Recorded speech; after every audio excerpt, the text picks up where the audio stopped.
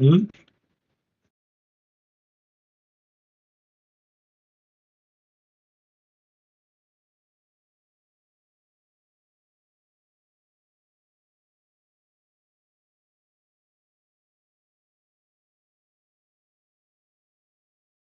Slide के लिए यही वो स्क्रीन शेयर करेंगे ना।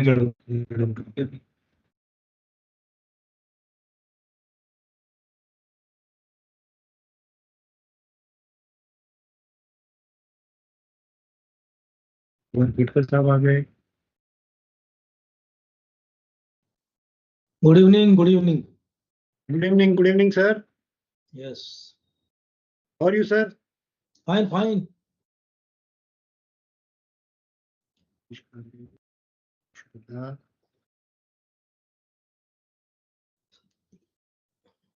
I am audible, sir. I am audible, na? You are audible. Yes.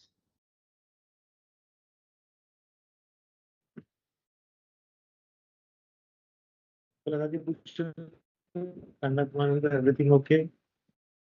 Okay. Live streaming.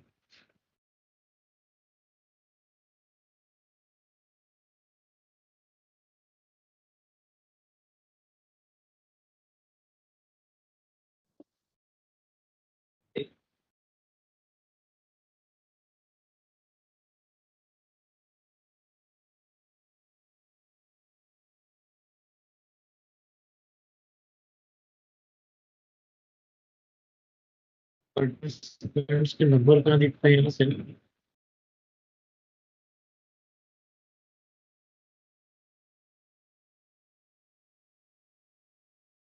Good evening, sir. Sir, am I audible? You are audible, ma'am. Yes, ma'am, you are audible. Audible. Yes, thank you, sir. Thank you.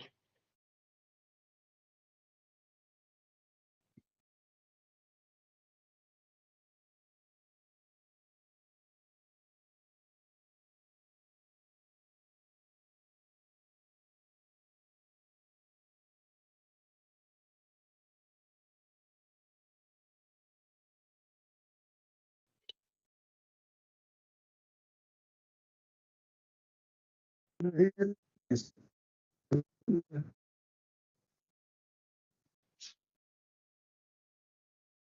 Sir, this is live in YouTube now. Yes, sir. I made it live on YouTube. Live, it is Oh, live in okay. YouTube streaming.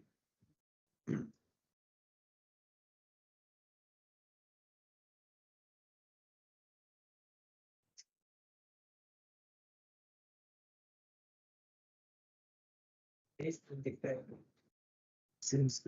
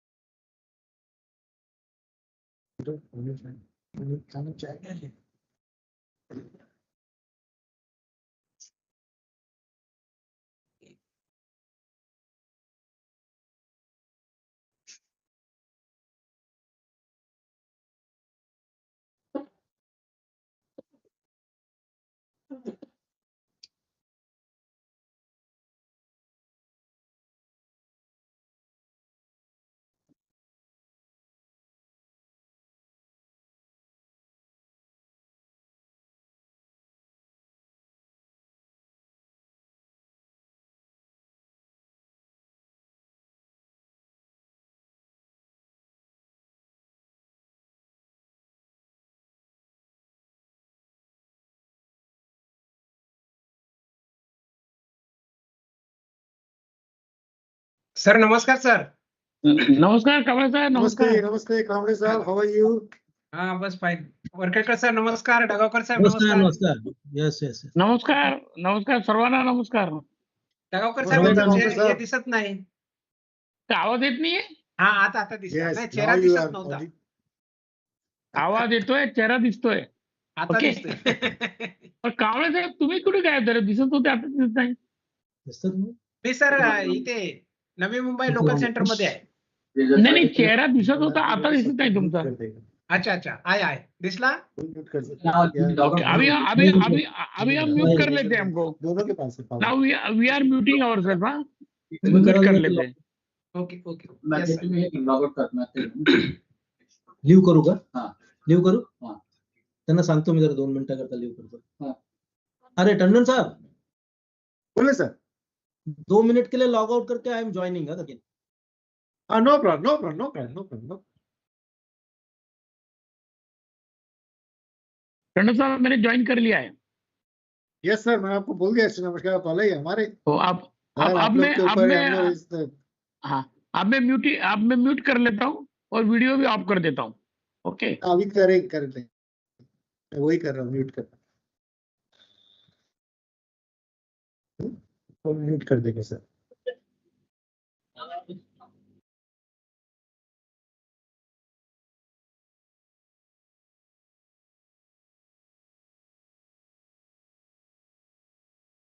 This program can be seen on YouTube also directly.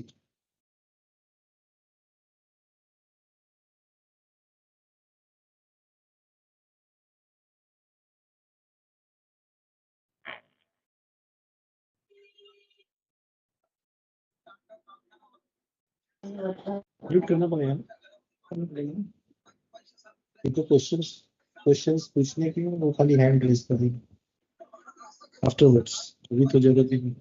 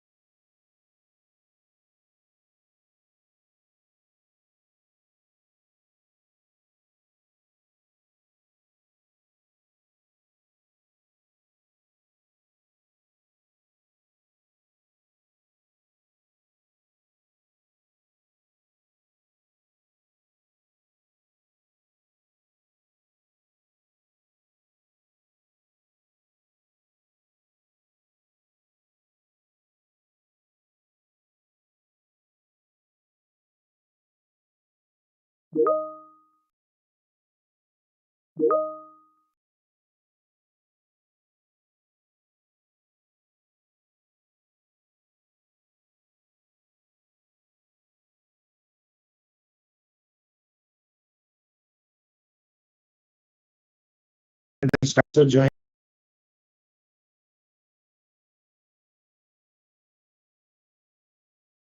Okay, sir.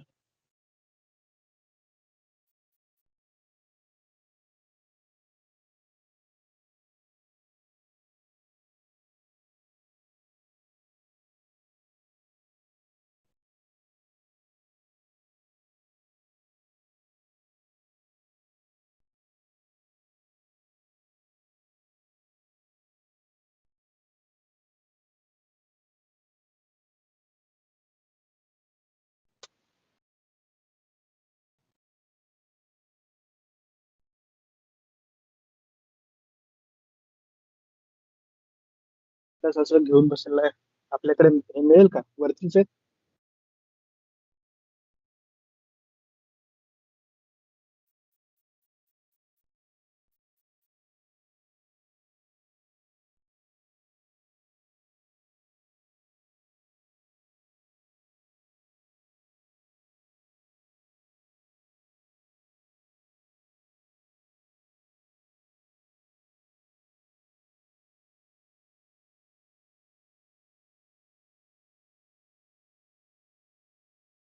Sir, good evening. Good evening, sir.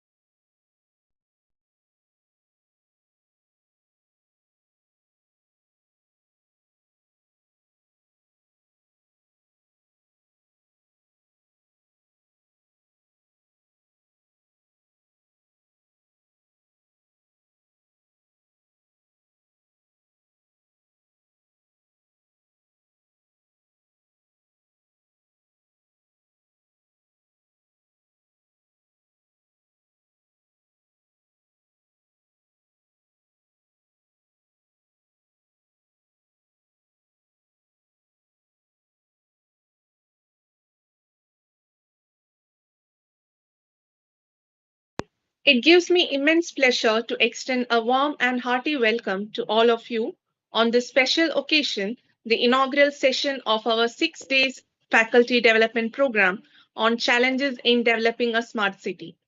This FDP aims to create a platform for academicians, researchers, and professionals to discuss the multi-dimensional aspects of building smart, sustainable, and resilient cities for the future. To begin the program, on an auspicious note, let us invoke the blessings of Goddess Saraswati, the goddess of knowledge and wisdom.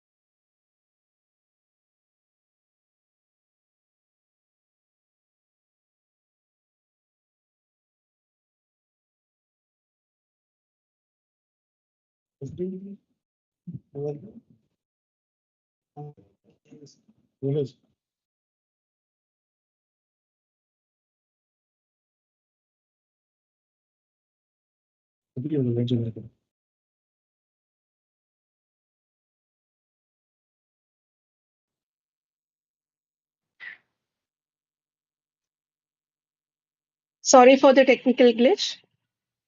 या कुन्देन्दु तुषारहारधवला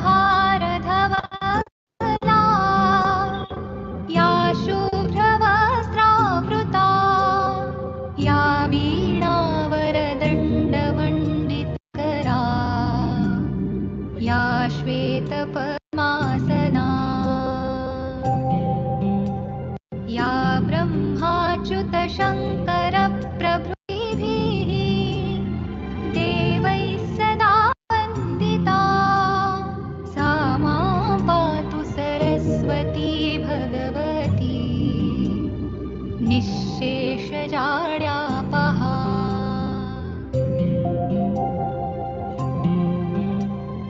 शुक्लां ब्रह्मविचारसारपरमा आद्यां जगद्व्यापिनीं वीणापुस्तकधारिणीम् अभयदां जाड्यान्धकारापहा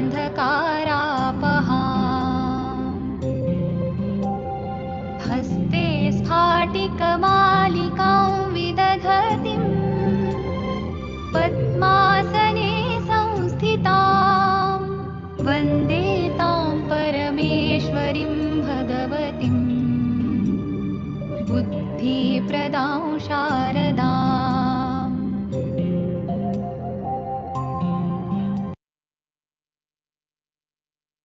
या कुन्देन Thank you. As we all know, the concept of a smart city goes far beyond technology. It involves infrastructure, governance, sustainability, inclusiveness, and above all, the active participation of citizens. This faculty development program is designed to enlighten us with perspectives from experts and provide a deeper understanding of the challenges and opportunities in this field. Now, I invite our respected program coordinator, Mr. P.N. Tandon, to kindly address the gathering and formally inaugurate the faculty development program. I welcome you, sir. Good evening, everyone. Good evening, all resource persons and participants. I welcome you all for the 6 days faculty development program on challenges in developing a smart city. I am delighted to share that this is the first ATAL program sanctioned to Bharati Vidyapeeth Institute of Technology. It's a college academy. So that was a great achievement for us. In 2-3 minutes, first I will tell you about Bharati Vidyapeeth. Bharati Vidyapeeth was founded by our Honorable Dr. Pattangarao Kadam, founder chancellor. At present, he is not there. He has left for his heavenly abode. But it was inaugurated. It was founded by him on 10th May 1964. And now, if you see, it was started just in a small room. And now we are having 150 educational units of all disciplines in cities like Pune, Navi Mumbai, Sholapur, Kolhapur, Sangli, Karad, Satara, Panchgani, New Delhi. We are having 3 dental colleges, 2 medical colleges, around 8 engineering colleges. And if you name any discipline from nursery to MD, anything, doctorate, all the facilities that all the disciplines we are running. So I pay my tribute to Honorable Dr. Pattangarao Kadam.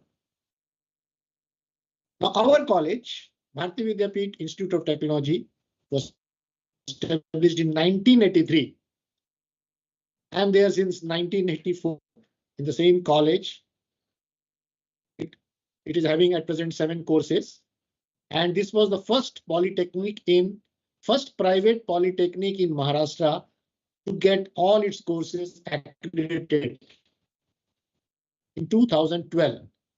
And after that, we never looked for backward until today. Also, all our courses at present, all the courses are accredited by National Board of Accreditation till 2027.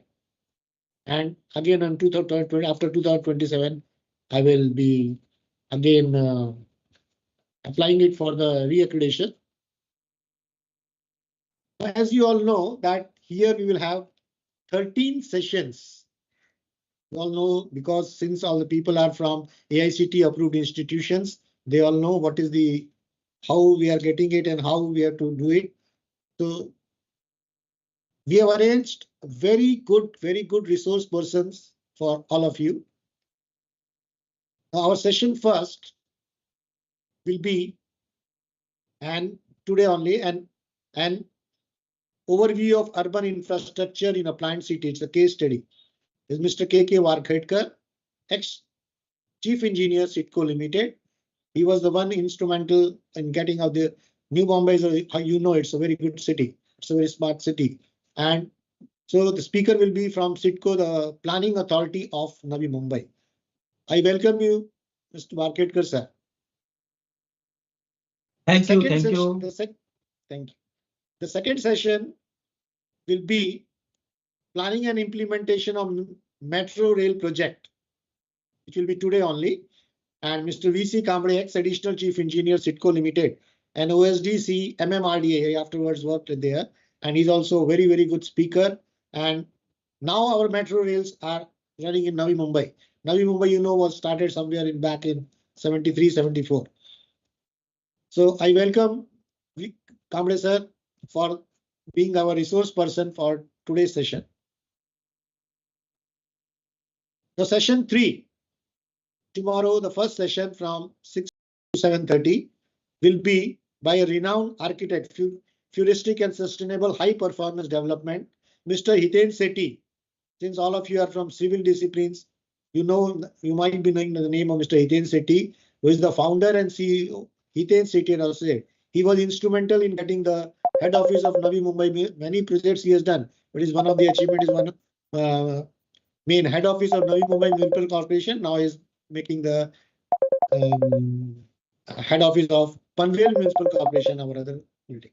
So I welcome Mr. Hiten Sethi. Session 4 will be the concrete mix design and its application in smart city.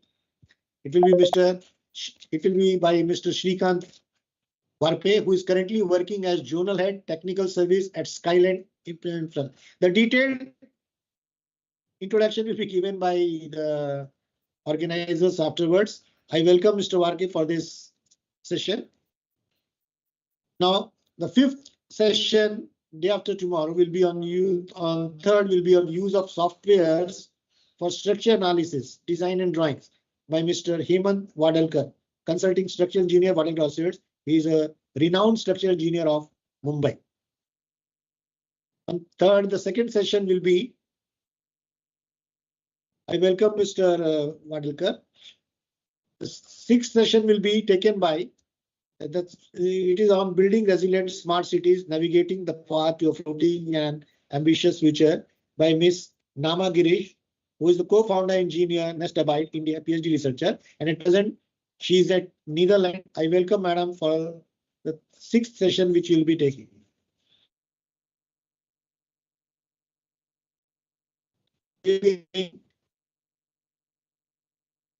First session, the use of BIM, building of for engineers by Mr. Prakash Bajaj, CEO, Computer Health. He is an IIT passed out, and he's looking after all the computer softwares, and he's very renowned in giving everyone on that.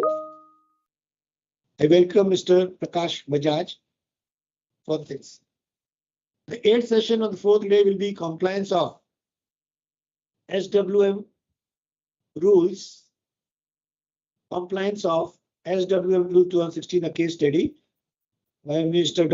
Dr. Mohan B. Dagaonkar, who is the ex-Additional Municipal Corporation and ex-City Engineer of Navi Mumbai Municipal Corporation.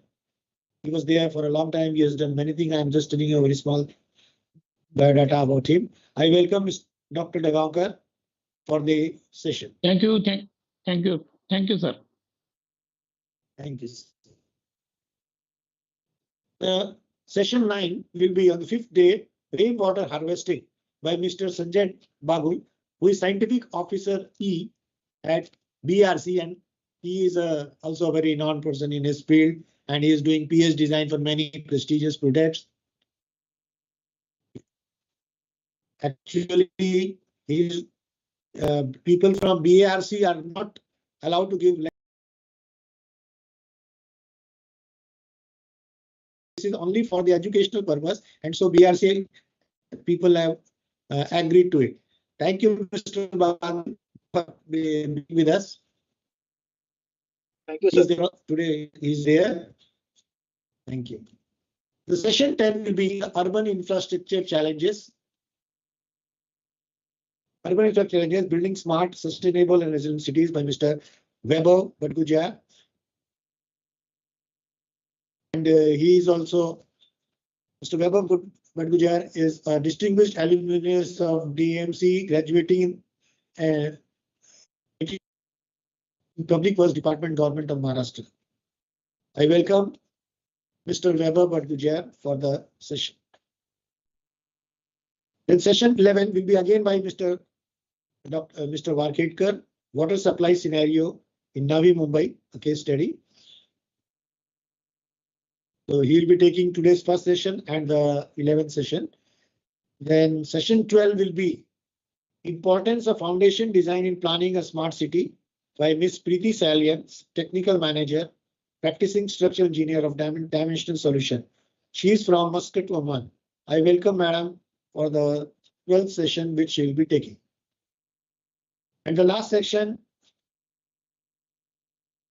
will be planning and implementation of smart city project, a case study by Mr. Rajendra Raut, who is having 32 years of experience and is the project and program management professional. So all these participants, and we are very delighted to share with you that overall we have got 145 participants for this program all over India. And for the resource person, I just want to tell you that they are the people from all over India, the research people, and then the civil engineer from AICTE approved institutions, and they are from different colleges. There is no state left. It is from Kashmir to Kanyakumari. Everybody is there in this program. They have chosen to be a part of the program. So I once again welcome all parties. And the one thing which I want to tell you again, that this program is, we have done it YouTube streaming live, and so you can see it afterwards also. I once again welcome all participants and resource persons. I request all the participants to sincerely attend all sessions and get benefited from all resource person in these 6 days. So thank you once again, and I request everybody to be attentive and listen to all the session and get benefit. Thank you. Thank you very much. Thank you. Thank you very much, sir, for formally inaugurating this program and for always being the guiding light for us. With this, we conclude the inaugural session and will move forward to the technical sessions shortly. Wishing everyone a fruitful and enlightening experience through this FDP. Thank you. I would request all the participants to stay online, to remain in the meeting, since we are doing all the sessions in the same link. So you guys can just wait in this meeting and we will start the sessions shortly. Thank you.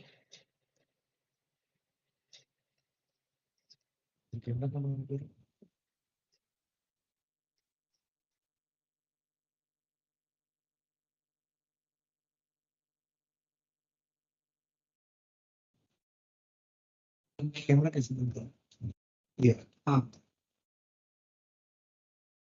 Inder बस कोई बात नहीं क्या पता कल पहले वैसे हाँ यही बंद करो, म्यूट भी बंद करो, म्यूट कर दो। हाँ थोड़ी देर बैठो इधर से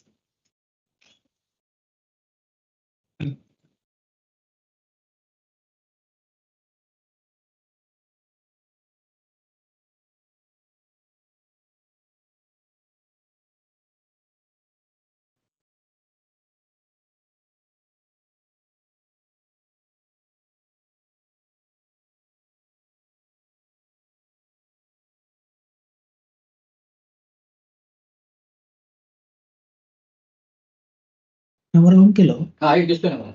Mister? Okay. Okay. You bad on it. Hmm? You bad on it. हाँ हाँ.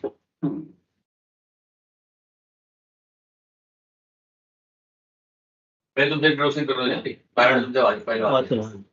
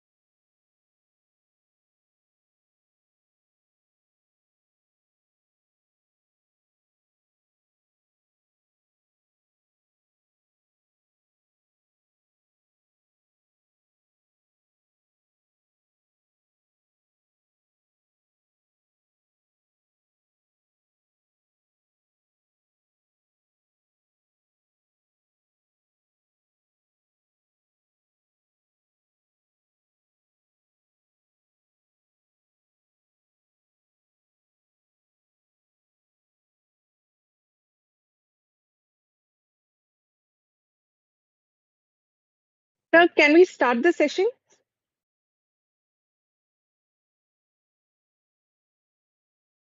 Hello. Yes, sir. Can we start the session now? Yeah, please continue. Good evening, all. We will now begin the first session of Addl FDP. For this session, we are privileged to welcome Sri Keshav K. Varkhedkar, sir, an accomplished civil engineer and distinguished professional with nearly 4 decades of rich experience in the construction and infrastructure sector. A graduate from NIT Nagpur, he began his career with Cementation India Limited and later served as senior engineer at Engineers India Limited, contributing to major industrial projects. He retired as chief engineer from CIDCO of Maharashtra Limited, where he played a pivotal role in landmark developments such as the Navi Mumbai Metro project, iconic suburban railway stations, mass housing projects at various nodes of Navi Mumbai, etc. Apart from his engineering expertise, he holds advanced qualifications in arbitration, construction law, and contract management, and is a fellow member of several prestigious professional bodies, including the Institution of Engineers India and Indian Council of Arbitration. I warmly welcome you, sir, to deliver the session. Thank you, ma'am, for your nice introduction. Am I audible, ma'am? Yes, sir, you're Hello? audible. Yeah. So good evening to all. At the outset, I would like to thank the organizers for inviting me as guest speaker in this faculty development program.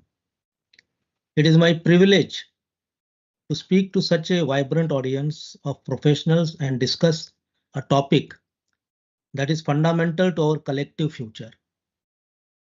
Friends, when we think of a city, we often envision its skyscrapers, its bustling markets, and its vibrant culture. But beneath the surface, a complex network of infrastructure is at work, silently powering every aspect of our lives. Planned cities are not a new concept, but they are more critical than ever in the era of unprecedented global urbanization. As the world's population continues to concentrate in urban areas, the need for intelligent, sustainable, and resilient infrastructure attains paramount importance. A well-planned city is a city that anticipates its needs rather than reacting to it. It's a very important statement that what today we are finding that there is a density, there is a further growth of urban population in one of the pockets of a city, and then we start searching for the solutions, how this should be managed properly, how the roads should be provided, how the water supply should be provided. So it is called a reaction to whatever has already happened. But a planned city is exactly a reverse of it. It plans very well in advance, anticipating what is going to be the future enhancement in the population, how the growth is going to take place. Planned cities offer fair and equitable distribution of all the services to its residents and protect the lower income group families from being marginalized to the outskirts of the city where there are fewer opportunities. If you are not planning the cities properly, you will find that there will be pockets of elite groups who will occupy a center place in any urban conglomeration and leaving the outskirts or the peripheries of the city to the poorer of the people who will always face the problem of commutation, transportation, and so many other issues. So planned city does take care of all these issues and plans in such a way that everybody gets the equal distribution of the facilities which they are entitled for. Urban population in India is expected to grow by 38%. And it is anticipated or it is expected that it might touch a figure of 534 million in 2026, which is very just 1 year ahead. We may be touching a figure of 60 million urban population, which is a very, very huge figure. Are we prepared for it? And cities' capacity will need to grow by 400%, which is also very phenomenal and mind-boggling figure. If we have to accommodate all these people in a very professional and a scientific manner, the cities will have to grow in that way. What does it mean in practice? It means there is a coordinated approach to everything from transportation to waste management and from water supply to energy grids. So all these things, they actually form the urban infrastructure. And if they are planned in a meticulous and proper manner, the cities can grow in a systematic manner and they can take care of its population also for years to come. The essential feature of the urban infrastructure in a planned city that includes transportation, utilities and services, housing and land use, sustainability and resilience.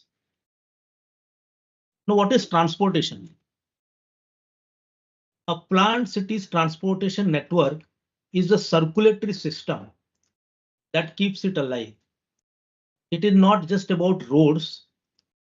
It is about integrated system of public transit, pedestrian-friendly walkways, and studies have shown that cities with efficient public transportation system can reduce their carbon footprint and reduce pollution.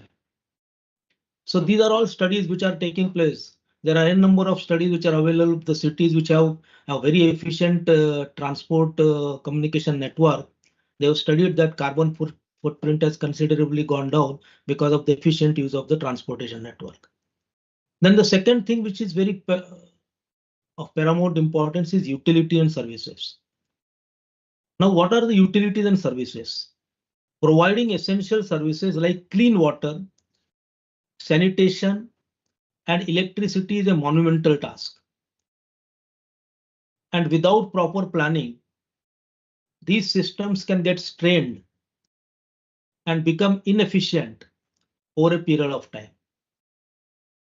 It is about ensuring every resident has access to basic necessities, a core tenet of urban planning. So very important line, a core tenet of urban planning, because always you find that our cities are struggling with the efficient water supply system, inefficiencies on the systems. There are leakages in our water supply lines. There is a tremendous loss of water. Water does not reach to the designated places timely with required pressure and all those things. It happens because there is a faulty planning. There is a lack of proper design considerations, and it all gets connected with your proper urban planning. Then there is a housing and land use. How best you are using your land in an urban conglomeration. That is also an indicator that whether your city is becoming livable or not. The way a city's land is used directly influences its livability and economic vitality. Unplanned growth often leads to urban sprawls, which increases commute times, that increases infrastructure cost and environmental degradation. Friends, in one of its reports in Niti Aayog, they have noted that a staggering 65% of our country's urban settlements, they do not have the master plan.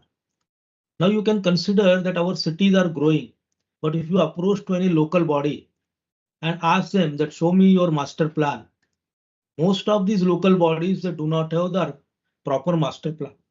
Now, which has become so important that the urban local bodies have started giving a lot of importance. But earlier in the past, master plan never got that importance. People used to settle in any corner of this city without any consideration because they found that that place was convenient to them. Sometimes the source of water supply was very close to that conglomeration, so that they settled over there. Sometimes that they found that the transportation network is very close to them. So, and there is a empty vacant space available. So there was a settlement over there. So this way our cities have grown. And later on, as we said earlier, We have reacted to the requirement of the people who are settling in those settlements. So this lack of planning actually leads to haphazard development, traffic congestion, and inadequate public spaces. But conversely, planned cities can create mixed-use developments, foster walkability, and preserve green spaces contributing to higher quality of life.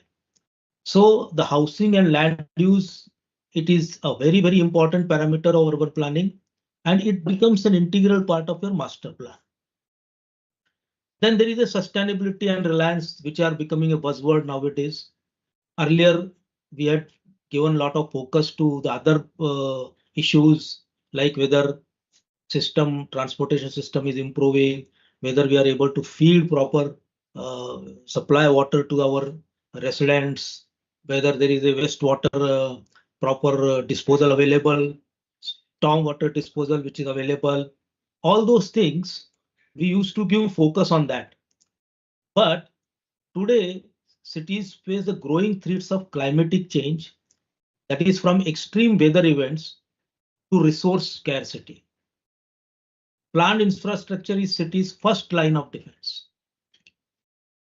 By incorporating green infrastructure such as parks and open green spaces, cities can mitigate the urban heat island effect and manage stormwater runoff.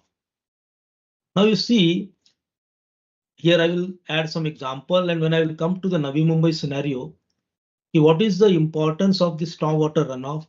How does it take place? And if it is properly planned, how best results it is giving to mitigate the issues of flood and other things. Now, Navi Mumbai is the best example of it, which I will come later on when I will be showing you going through the journey of the Navi Mumbai development. But today you find that you must be seeing your news, television news, everywhere there is a havoc. There is a flood-like situation. Of course, rainfall intensity has also increased considerably, but one of the major lacunas in our planning is that we don't have effective stormwater disposal system in our cities. And as a result, what happens even with the smallest amount of rainfall, which takes place for 1 or 2 hours, our roads get flooded because they do not have a proper drainage system, and they pose a lot of difficulties to the residents of the people. We are seeing it on TV every day. Almost all states are facing this problem. Every city is facing this problem. Why it is happening? And why I will say that one of the few planned cities in India do not face this problem. Navi Mumbai is one of them, which receives almost 2,500 millimeter of rainfall every year. But here you will find that there will be very, very few occasions where there will be a localized kind of a flooding, but never that city has got flooded, people are not able to move out, walk out. This kind of situation has not arisen, except in 2005, when there was really havoc, when entire Bombay and entire Mumbai was flooded. But those were the different reasons. That is once in 100 years or once in 200 years. So our Navi Mumbai system has been designed. I will come to it later on. While planned cities offer significant advantages in terms of organized development, sustainability, and quality of life, but there are challenges. It is not an easy task. What are the challenges? One of the foremost challenges is the funding requirement, funding infrastructure development.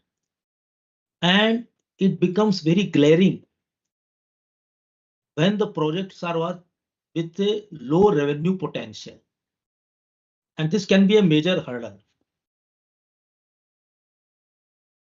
The challenges of population growth, aging infrastructure, environmental degradation, and resource scarcity requires ongoing investment. There has to be continuous investment. One of the major flaws in our system is that we are very good engineers. We develop so many good things properly, but it has been found that the moment that capital works is actually that has come into existence, our maintenance expenditure reduces on such structures very considerably. And many times it happens that good structures over a period of time, if they are not maintained properly, they degrade very fast, and we face the situation of collapse and so many other things also. So it is equally important that when we create something, it is our bounden duty to ensure that we are adequately maintaining it also, and then only we can expect that it will sustain its life for which it has been designed. Resource scarcity requires, among investment, strategic planning and adaptive solutions, including leveraging technologies and fostering collaboration between various stakeholders. So there has to be a proper collaboration between different stakeholders. And it is seen that in India, many times we are working in silos. Even in a government department or anywhere, sometimes it happens that the two departments have very less coordination with each other, although they are working with the same body.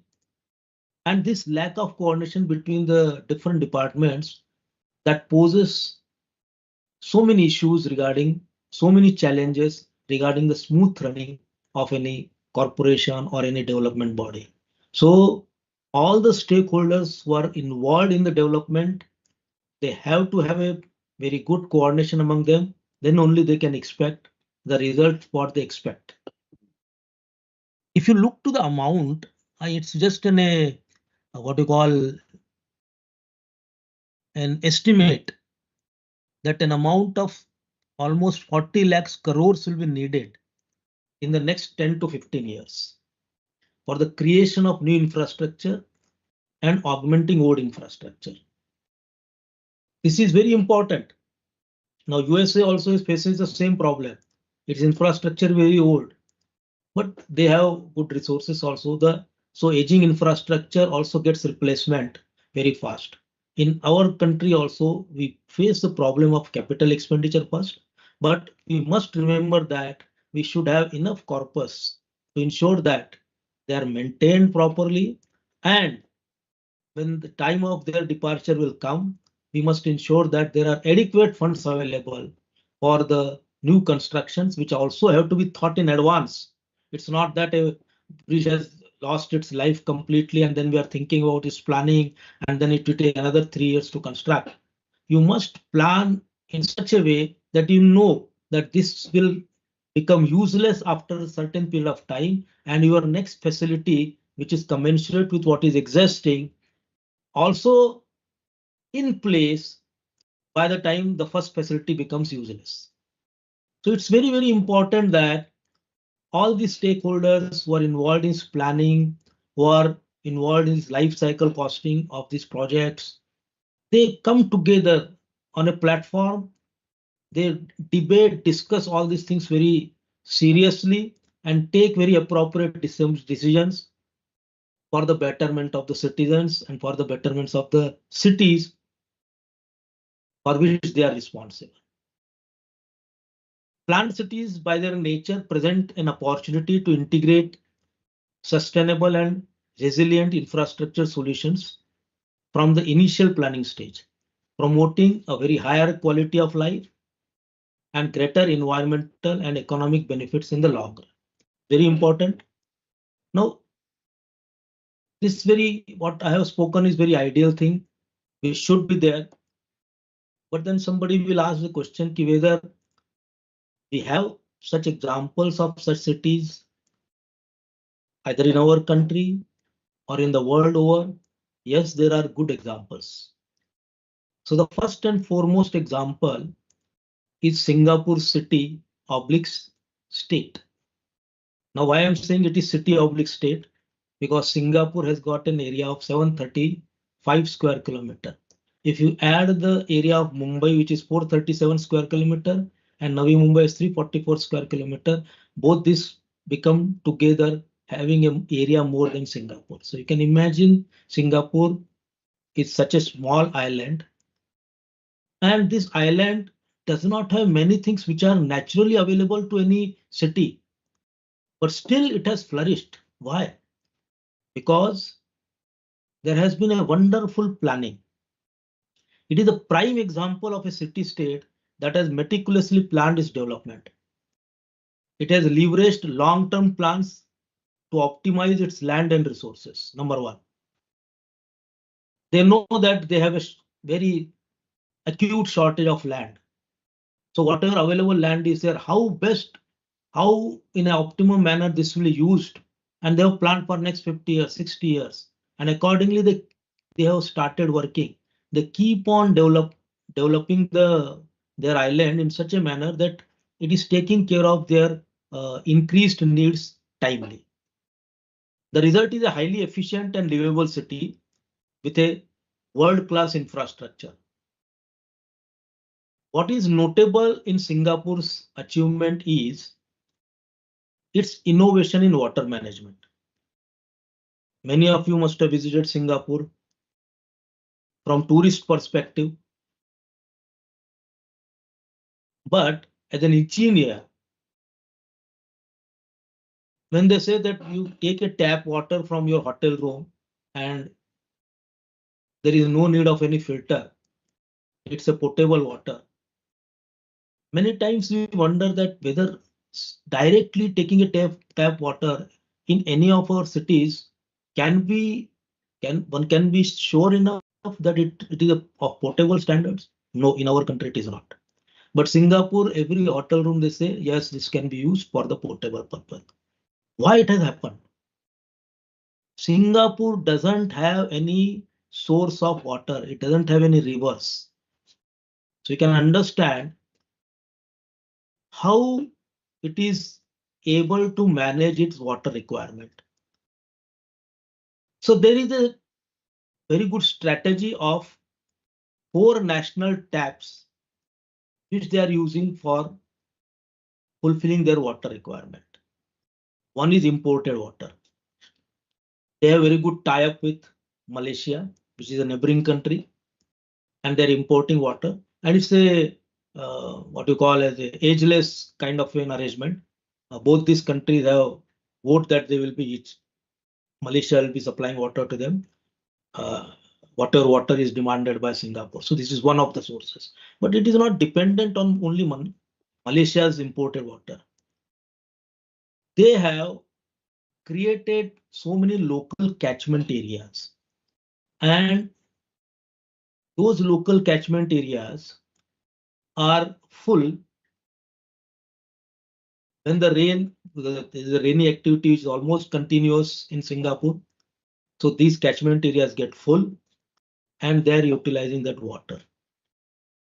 And then there is a concept of reclaimed water. Even the storm water through their effective drainage system go to these catchment areas so that water is not wasted. Water which is falling on the road goes to the stormwater drainage, and from the stormwater drainage goes to the designated areas where it is collected. Then there is a concept of reclaimed water.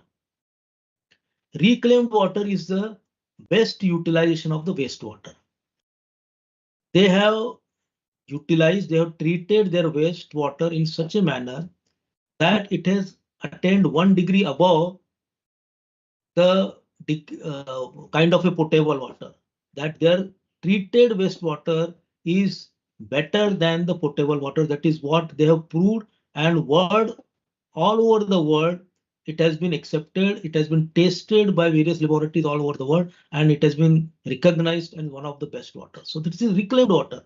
They are not allowing even the wastewater to be unused. So it is being used first for the non-potable purpose, that is for flushing, for gardening, or whatever they want to use it. And then the remaining wastewater, they are actually mixing in the raw water, and which is again sent for the water treatment.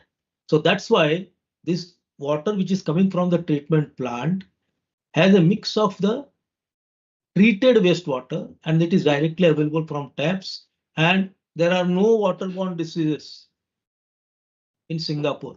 Water is so pure So this is a most remarkable achievement of Singapore, that they have managed their water resource in a very significant and very commendable manner. This infrastructure has not only met the needs of growing population, but has also become model for other water stressed region. People are coming and studying the Singapore model, where there is a scarcity of water. Wherever countries, which states, cities, they adopt the Singapore model, try to adopt the Singapore model to the extent possible. So it has become a center for the learning as far as water management is concerned. Then there is another example of city which is called as Curitiba, that is in Brazil. Curitiba BRT is the world's first bus rapid transport system. I'll coming to after that a bus rapid transport system. That how that transport system has completely transformed the city, and Curitiba in Brazil is one of the best examples of that. This system is incredibly cost effective and has transformed the city's mobility. A single fare allows for unlimited transfers, making it one of the cheapest and inspiring model for other systems in the other transport systems. So this is what is the Curitiba. So it is known for its bus rapid transport system. That is the first city which has adopted the system. Then there is a Masdar city, UAE. I have taken only 2-3 examples here. There are n number of other examples where cities have excelled, and because of the great visionaries and planners available in those centers. But these 3 examples I found very interesting, so I am narrating it to you. Masdar city in Abu Dhabi is a pioneering project focused on sustainable urban development from its inception. This city is powered by renewable energy. So the focus of the city is that they will fulfill all their energy requirement through renewable energy only, which is a green source. There is no pollution. So this was their focus, and they have achieved it. The city is still under development, but this is their objective, that they will fulfill all their power requirements through the renewable energy source. Primarily, it is a large solar plant. The design of the city is very peculiar. It has incorporated passive cooling techniques, that is, narrow and shaded streets. Building orientations are such that their energy requirements gets reduced, and as a result, the intensive air conditioning is also not required. Now you can imagine the cities in a Middle East country, whether can we think of a city without air conditioning? But this city is becoming an example. It is not yet complete, but they have oriented, they have planned their structures in such a way that most of the streets remain under shadow. So there is a temperature difference when you walk on the pedestrian plazas on the streets of this particular city. You will find always there is a cooling effect which is available. Then the city's core is completely free from car. There is no petrol or diesel driven cars. It's only the electric cars which are, personal rapid transport system is there. But most of the peoples are walking through the shaded public places. So these are the examples. If a proper thought is given, proper planning is done, and sincere efforts are made, we can achieve wonders in urban planning and urban infrastructure. Whether there are some examples in our country of such smart cities, such well-planned cities, yes, there are examples. Jaipur is the first one, which has in 1700th century, Jaipur was the city which was conceived and planned at that point of time. But later on, we have Chandigarh, and I will come to my particular city where we are all living, is Navi Mumbai, which is the best planned city. So these 2 are the examples, that they are shining examples of our planned cities. We will discuss the case study of Navi Mumbai in detail today. Friends, the idea of a new city adjacent to Mumbai was the brainchild of a English architect who was known as Mr. H. Foster King. He was an architect and planner. So I'm taking you back in 1950s when this gentleman was there. He saw the consequences of population explosion in Mumbai in 1950s itself. And he said in one of his lectures, which he delivered at Indian Institute of Architects, he said that it is time to think of a setting of a city on the east of Bombay, which was known as Bombay at that point of time, across Thane Harbor. So today we are talking in 2025, and this gentleman gave this lecture in 1945. So you can imagine just 80 years back, this was the vision of this architect, that he foresaw everything, that how Bombay is going to grow, what are going to be its problems, and where does the solution lie. So we give a lot of credit to Mr. Foster King, who could visualize that there is going to be tremendous increase in the population of Mumbai over the years to come, and it is high time that we give a thought for an alternative and satellite city. So this was stopped. I mean, he gave a lecture. He must have given certain ideas also, but we got independence in 1947, and there was nothing after that for a very long period. But this idea never got died, because at that point of time, Bombay Presidency government, because 1960 only the Bombay Presidency got divided into two states, that is Maharashtra and Gujarat. Earlier it was known as Bombay Presidency. So in 1960, the government realized that yes, there are emerging problems of population, and which are also bringing many health hazards. So government also was very serious that something needs to be done, and they appointed a study group to consider the problems of traffic congestion, deficiencies of open spaces, shortage of housing, because over a period of time, Mumbai will have 100% shortage of, that was in 1960, the government gave a thought, and there will be over concentration of industries in the metropolitan and suburban areas of the city.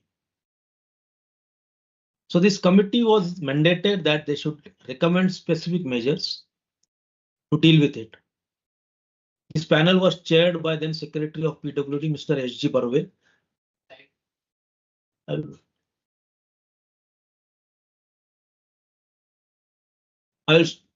You are seeing only one slide. After my complete, I will start showing the slides and speak on that also.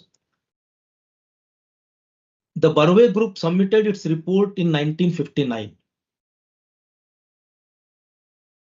One of its major recommendations was that a rail-cum-road bridge be built across Thane Creek. So in 1959, when they submitted a report, specific recommendations came from them that there should be a bridge which is connecting Mumbai with the another land parcel which is just across the Thane Creek. And this land parcel is best suited for the development of a new city. So they said that they recommended that a new bridge has to be constructed on the Thane Creek. Government again appointed one committee in 1964, and it was headed by well-known socio-economist Dr. D.R. Gatgill, and who had a very vast experience with urban issues. The mandate of the committee was to formulate broad principles. On receiving the report of the Gadgil Committee, government passed Maharashtra Regional and Town Planning Act in 1966. And the board and a Bombay Metropolitan Regional Planning Board was constituted at that point of time. This board outlined the draft regional plan in January 1970 and endorsed the earlier recommendations that a new metro center, New Bombay, as it was then called, be developed across the border. So in 1964, this idea was mooted. In January 1970, actually, this became, and this was accepted by the government. Yes, it has to be done, and a new city has to be constructed across Thane Creek. Now here the journey begins. Finally, on 17th March,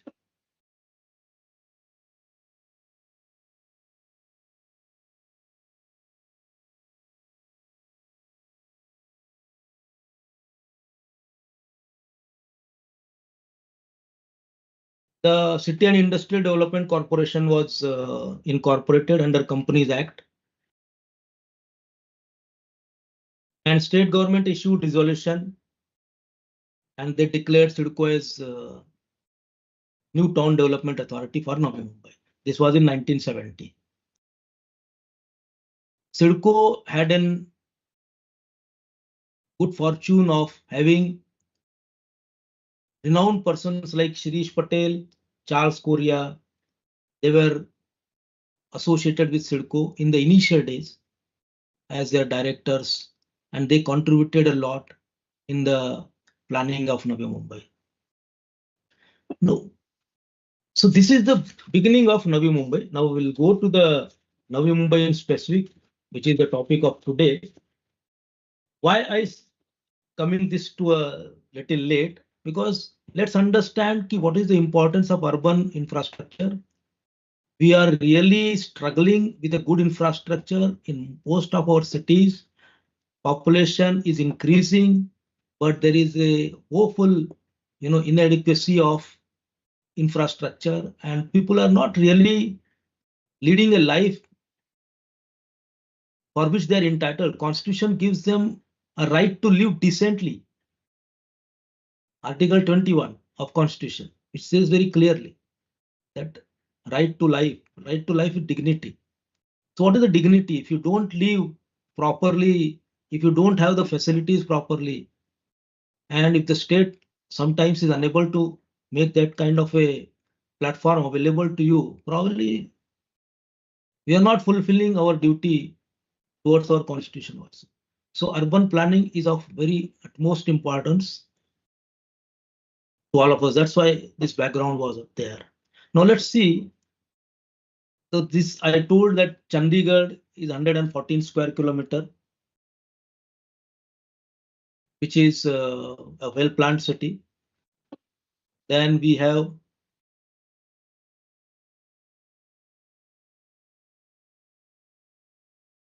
Naya Raipur. This also has been done very recently. This is 80 square kilometers. CIDCO acted there as a peer consultant, and it has been just adjacent to the old Raipur. We have Palghar, New Town. CIDCO is responsible as a New Town Development Authority. Thane district has been divided into two districts very recently, 2-3 years back. And Palghar was carved out of Thane district and it was made a separate district. So which has got an area of 440 hectares. And here also it's very interesting story that government has not funded. CIDCO was made the New Town Development Authority or other planning authority for this project. Government has not funded this project, state government, and they said CIDCO that you have to use your own resources to create this district. But however, you can keep certain land reserved for disposal purpose, and you dispose of this land as and when you feel that it is commanding a good price, and offset your expenditure based on water revenue you receive through these disposals. So based on this concept, CIDCO has developed Palghar new town, and it has come very nicely. Now this is the Mumbai. Now you can see this red boundary shows there is no lateral expansion of Mumbai. It cannot take place. All the sites there is a sea. So it's a unilateral this thing, what you call as expansion, and this is the South Mumbai. So western part, eastern part, this central part, then this harbor, all these crowds, they flock to Mumbai area and make crowd over here, which is such a narrow space. And in the evening, this crowd gets dispersed from this place. People go to Churchgate on the western line, sees our Chhatrapati Shivaji Maharaj Terminus VT station from here to the central, from here to the harbor line. So this is the place which is mostly congested and populated during the peak hours. So there is complete activity concentration in south, and there is a unidirectional traffic flow. So this was the situation which was anticipated by Mr. Foster King in the 1945, that this piece of land can never take the load of the upcoming population. And there is a need that we should decongest this particular city by creating an alternative satellite city. So this was the reason. Traffic flow is also unidirectional. It is not getting dispersed. It is only one direction. If the traffic is going to different directions, probably you'll find that there will be a less crowd. But we find that there is a tremendous crowd in the morning in the every suburban system, whether it is western, central, or harbor. They come to the South Mumbai, and evening they leave to their respective places. So it's very, very uncomfortable, or rather, it's very difficult journey for the commuters. But there is no choice. People are struggling. People are living with this.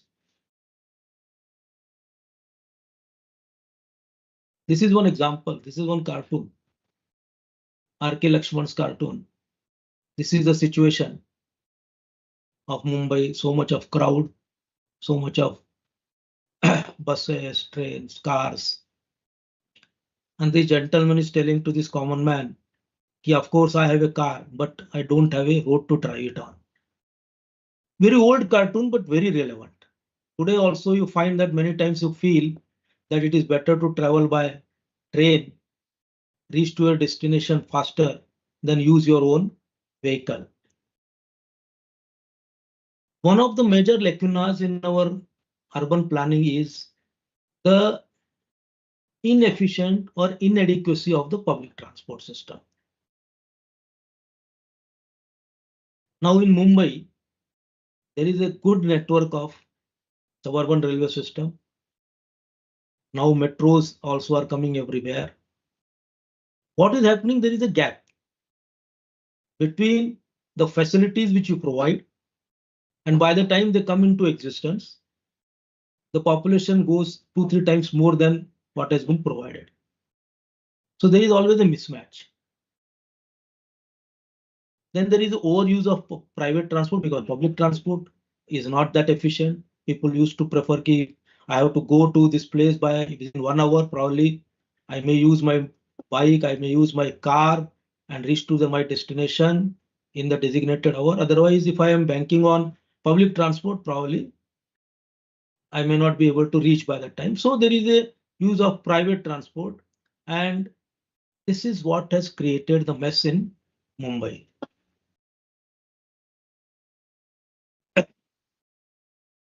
Now you see, these are the two cities. One is the main island city, that is Mumbai, having an area of 430 square kilometer. Municipal Corporation of Greater Mumbai. This is Thane Creek. And this is Navi Mumbai. This is 344 square kilometer. So that is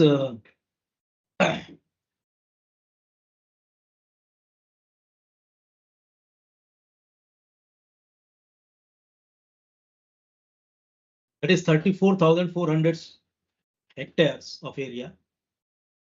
Now I was telling that when you add these two, this area becomes more than the Singapore's area.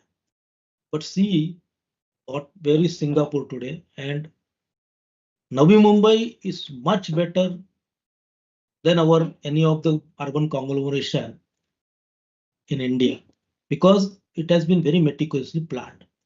So this 344 square kilometer was the area which was identified by the Addl committee and said that this should be developed as a satellite city. But then as per the Burway committee, there was a link which was required over here. That is from Mumbai to Navi Mumbai.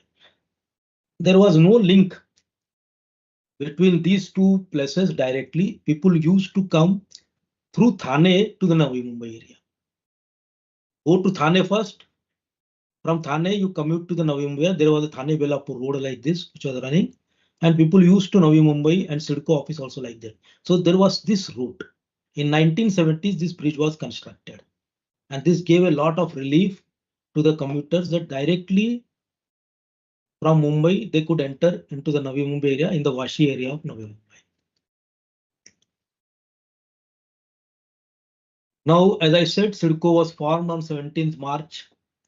It is 100% owned by Government of Maharashtra. CIDCO is designated as New Town Development Authority, that is NTDA. Its seed capital is rupees 3.945 crores, which was given by the Government of Maharashtra. While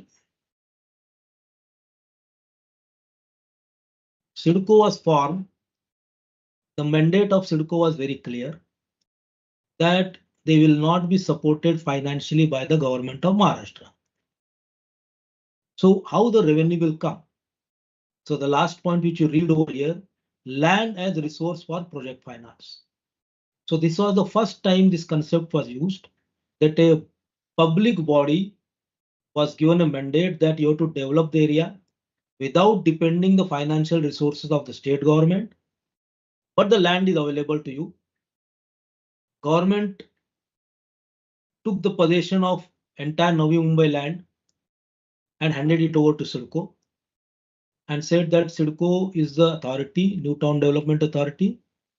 They will do the planning, they will do the implementation, execution, they will sell the plots, and whatever revenue is received, accrued through the selling of land, is plowed back again for the development. So this was the cycle which was followed by CIDCO throughout until today. We are following this kind of a system.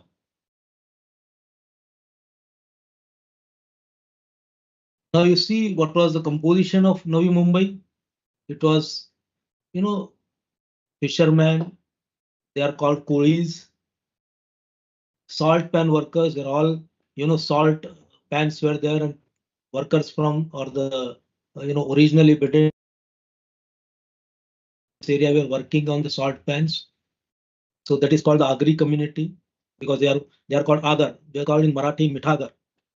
So these workers were there in the salt pan, and entire Navi Mumbai was predominantly consisting of these two communities, Koli and Agri community. And there were, at that point of time, the counting was done, there were 25,000 original landowners. There was absolutely low level of literacy or skills in urban activities. They were completely dependent on fishing, salt cultivation, and agriculture for livelihood. Believe me that till 1970, this parcel of the land had not seen any development. Mumbai was a well-developed city even at that point of time. It was a hub, but just across Thane Harbour, Thane Creek, there was a big piece of land which was not developed at all, and there was absolutely, you can find any semblance between this area and the Mumbai area till the Navi Mumbai came into existence. Then when the land was acquired, the loss of livelihood was there, and there was a need to develop the new skills.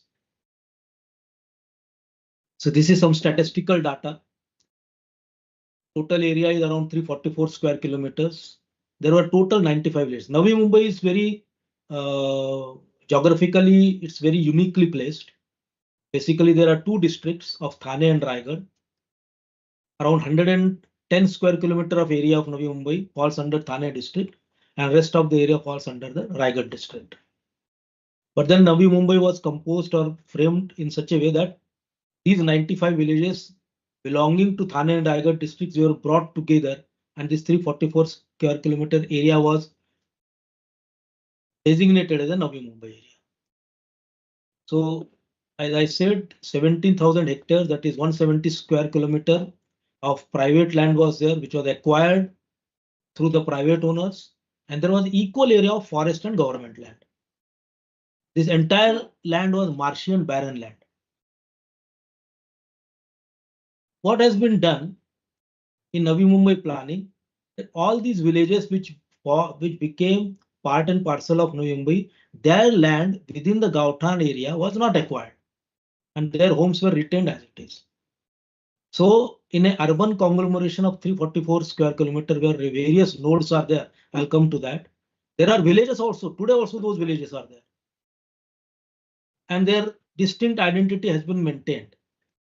Of course, they are camouflaged by the surrounding development, but we go inside the villages, their identity is maintained as it is. So this is a very unique way of development where CIDCO has not disturbed the identity of the original owners, their way of living. It has not disturbed them, but development has been done in such a manner that it has not benefited only to the newcomer, it has also given benefits to the people, original inhabitants of this area.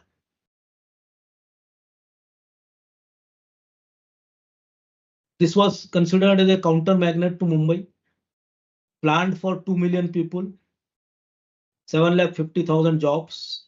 They were, identified, and it was planned that we will create so many jobs. So these were all objectives which were set by the authorities at that point of time. This is how we will develop our city. So here you see that entire vision was there, which is what is required in a planned city. Planned city means you are not only thinking of excelling in one of the parameters of planned city. It's a overall growth, overall importance to all the parameters of a city development. So you are thinking that once you are accommodating these many peoples, where they will go for the jobs? Are you creating jobs for them within the city? So yes, so there was a plan that will create so many jobs. So there was a number which was identified as 750,000. Government acquired entire private land. So this job was not done by CIDCO as an authority. Government acquired the entire land and handed it over to CIDCO. And then there was a designated land uses, which was, as a subsequent activity which CIDCO did, that the entire planning was done. Land use pattern was formed. Maharashtra Town and Regional Planning Act 1966 was used very extensively, and this entire planning of Navi Mumbai was made.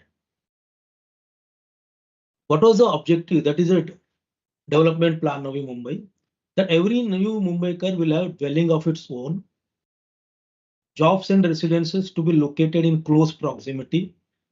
Mumbai, what is happening?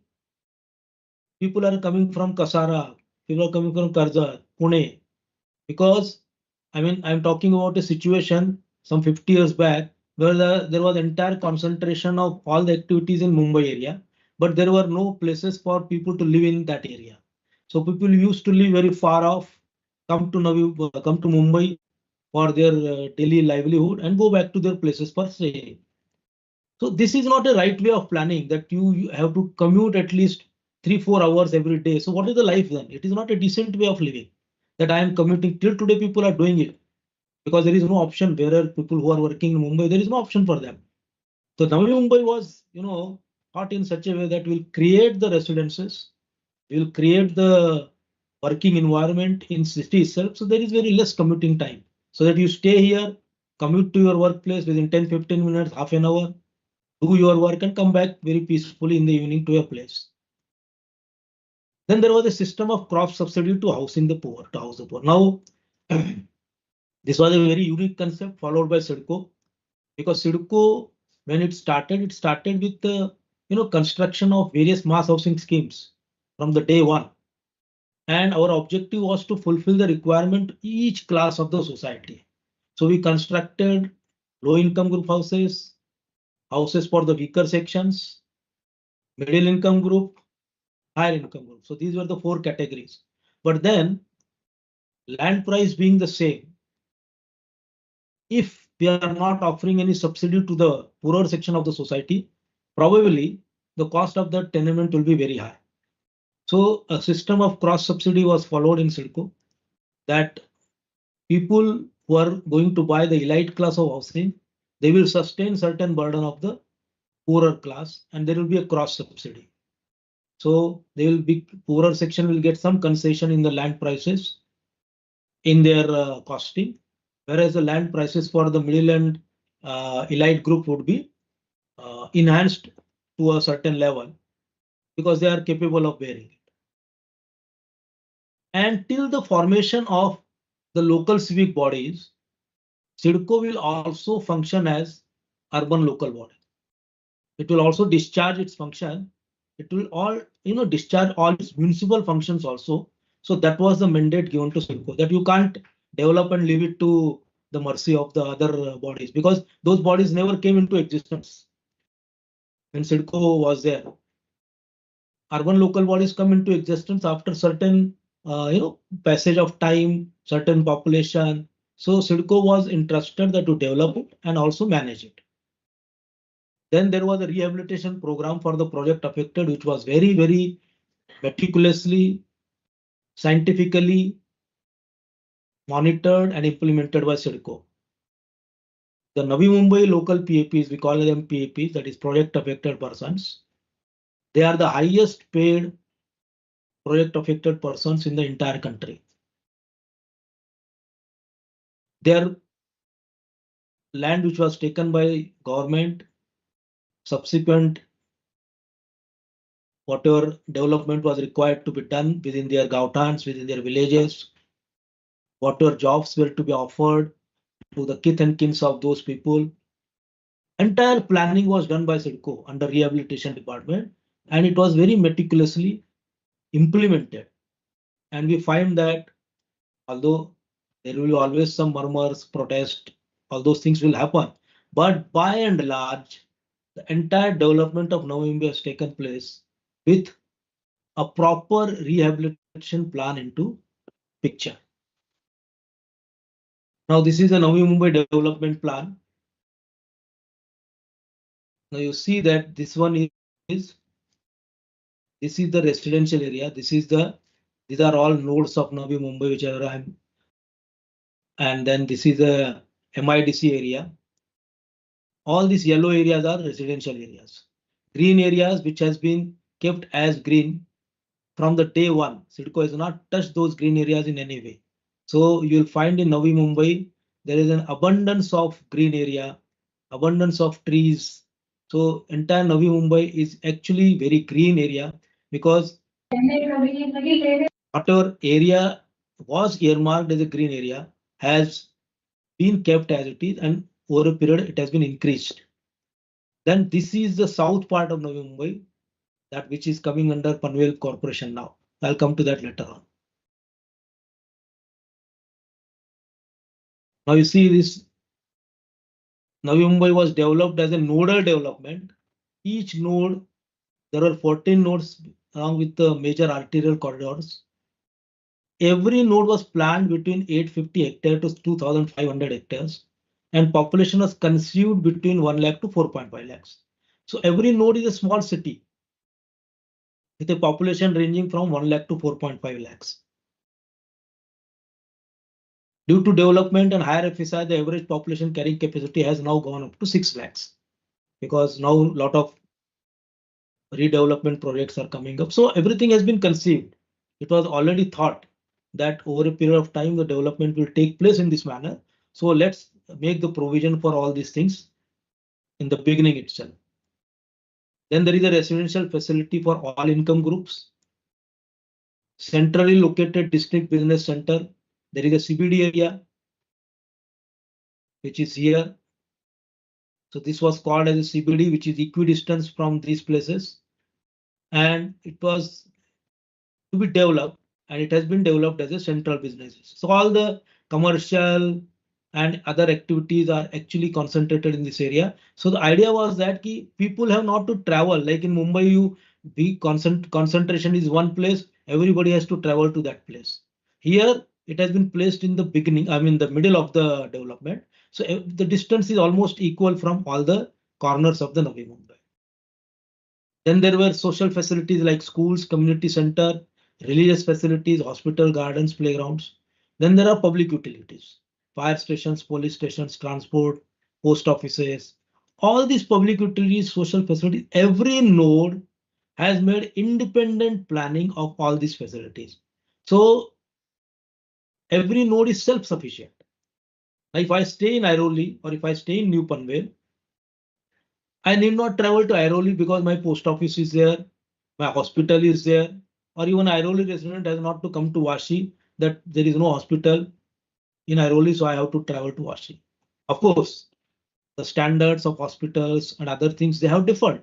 So people prefer to go there by their choice, not by compulsion, because every facility is available in that node. So this was the objective of CIDCO, that every node has to be made self-independent, and to a great extent, that objective has been achieved.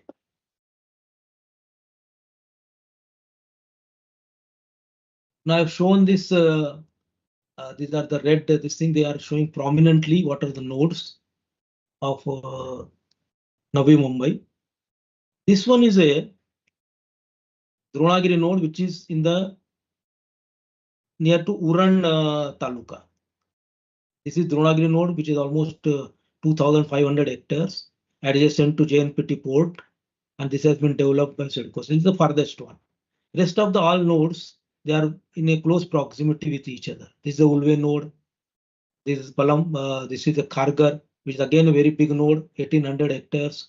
Then there is a Jui Kamote, Panvel, like that. These are all nodes of Navi Mumbai, which have been developed by CIDCO, and more or less whatever was planned, whatever was thought to be developed in those nodes, everything has been achieved now.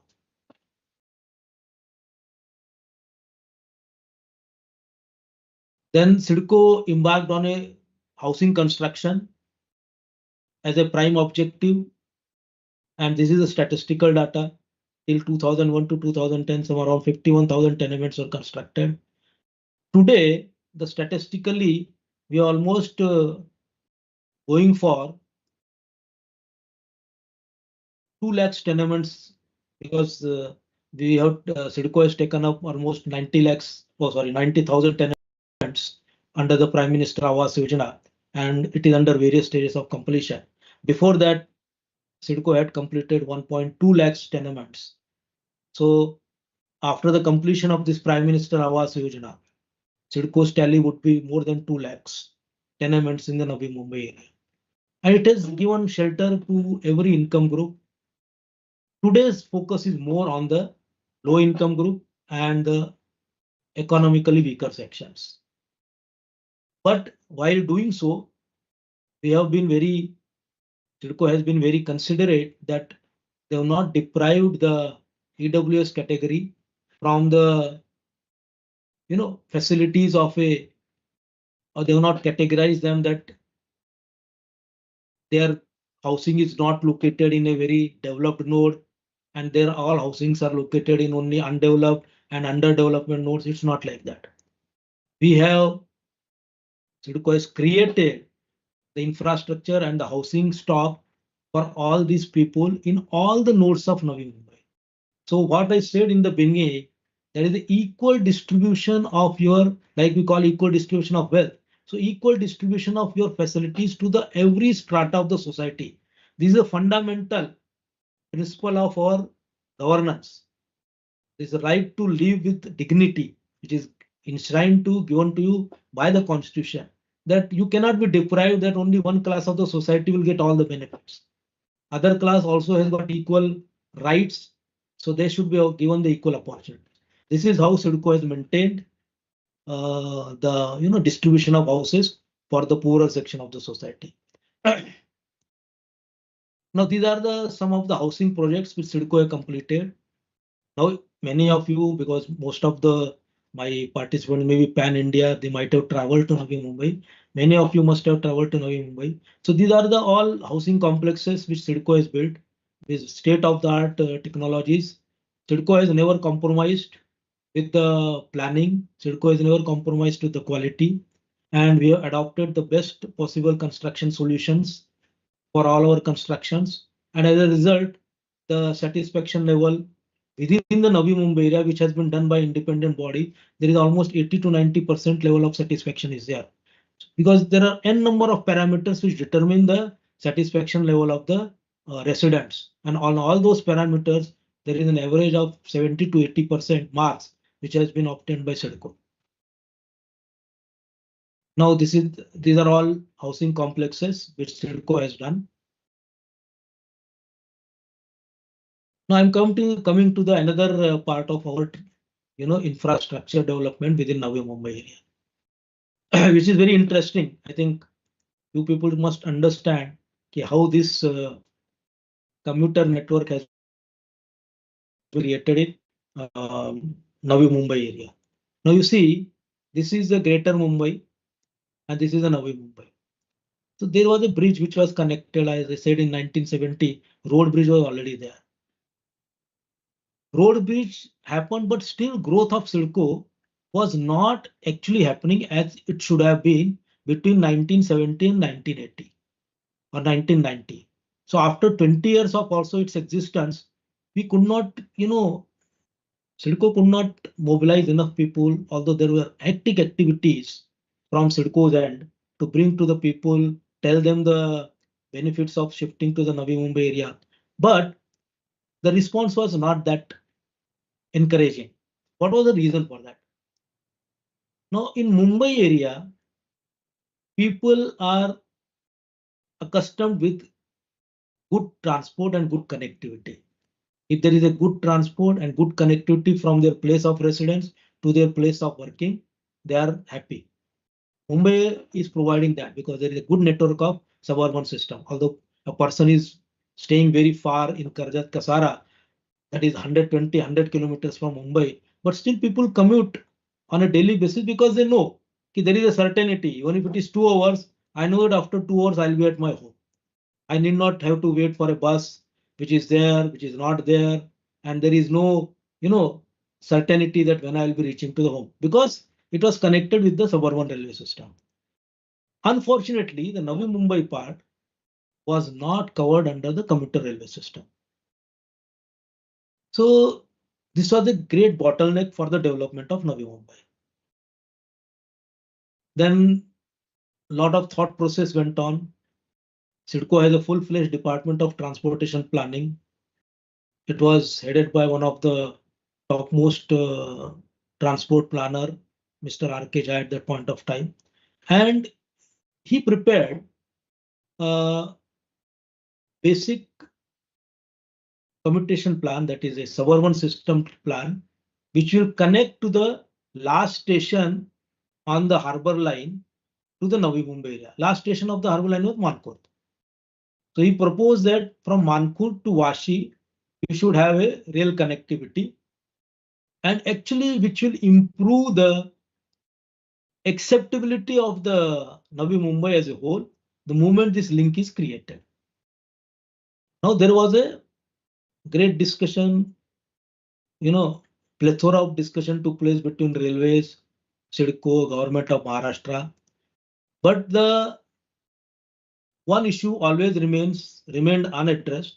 That was who is going to fund this project. Railway said that we have no intention of funding this project because we don't see any commuters, going from this place to this place, and that doesn't come under our economic feasibility. So railways raised their hand. Then CIDCO and government of Maharashtra, they decided, because it was not railways priority whether Navi Mumbai gets developed or not. They were least concerned. But it was not the same case with the government and CIDCO, because our entire aim was to see that this entire area gets developed properly. So there were a lot of deliberation between the state government and CIDCO. And finally, CIDCO came out with a model plan, which was the first time it has been implemented in India. That is, this facility has been developed on a sharing basis. That was a commercial sharing arrangement. And what was that arrangement? That 67% of the expenditure will be borne by CIDCO and 33% will be borne by railways to bring this suburban connectivity from Mumbai to Navi Mumbai area. This was the first time. This was a very new concept, and it was not very easily digestible to the railway authorities. So there were hectic efforts made by CIDCO's planners. They kept on going to Delhi, had n number of meetings with the railway authorities. Even the government at that point of time, they used to meet the government. Even the Prime Minister at that point of time, CIDCO's authorities met Prime Minister also, and the entire concept was explained to them. And finally, railway agreed that okay, we are ready to work on this model and we will share 33%. So this was the first arrangement between two different bodies, because otherwise railways outside their domain, they never work with any other authority. They work in an independent manner. But this is the first project in India which has been done as a joint venture between a state government body and the central government body. But then there was a question that when CIDCO has agreed to pay 67% of the expenditure, how it is going to recoup that expenditure. So a novel concept was thought that all these railway stations will have commercial complexes also, and this commercial complex will be at the disposal of the CIDCO, and CIDCO will sell them, and whatever money is accrued through this disposal will be used for CIDCO in the development of the railways. With this concept, this plan also was new for the railways, because over the station the commercial facility was to come. This was never done earlier by railways anywhere, because they never allow any activity above the track level. But then this concept was discussed, greatly debated between the technical authorities of the two organizations, and finally this got an approval from both the authorities, and we came out with a very noble idea of constructing commercial complexes either on the above the track or adjacent to the track to make the entire commuter system sustainable from the expenditure point of view. So these are the corridors. This was the first link which was thought of, and later on this was made as Mankur Vashi to Panvel corridor. Then this is a Thane Turbe corridor. Then there is a Mansarovar Taraja corridor, which is not now abandoned. We are not going to take up CIDCO. And then there is a Panvel to Uran corridor, which has also been postponed. So presently 3 corridors are in this thing.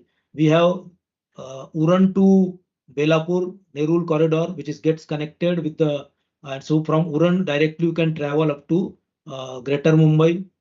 Then there is a Thane Vashi corridor.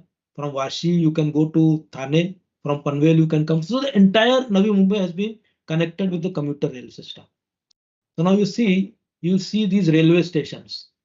These are very unique, novel, and you will never find such railway stations anywhere in India. Now this is the Vashi railway station. I said beneath this railway track is going. This entire area is a commercial area which is completely sold off, and various offices are working over here. Similarly, in Belapur railway station, this is above the railway track, and these all offices have been sold up, and people are working from here. So it's the concept of that you come to the station, go to your office, come back to the railway platform, catch a train and go back to your seats. So this concept has been very meticulously and very efficiently followed and implemented in Navi Mumbai area.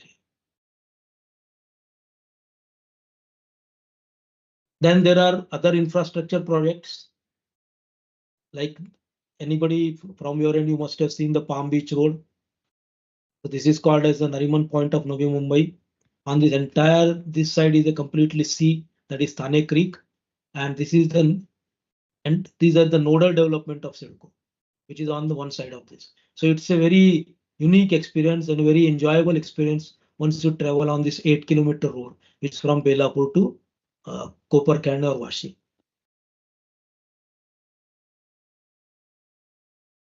Now, this is the, of course, this will become very complex for you people because you are not familiar. Only thing I would like to say that this all entire road network has been planned, taking into consideration the needs of Navi Mumbai, the needs of the entire MMR region, the JNPT, which is the largest container port today.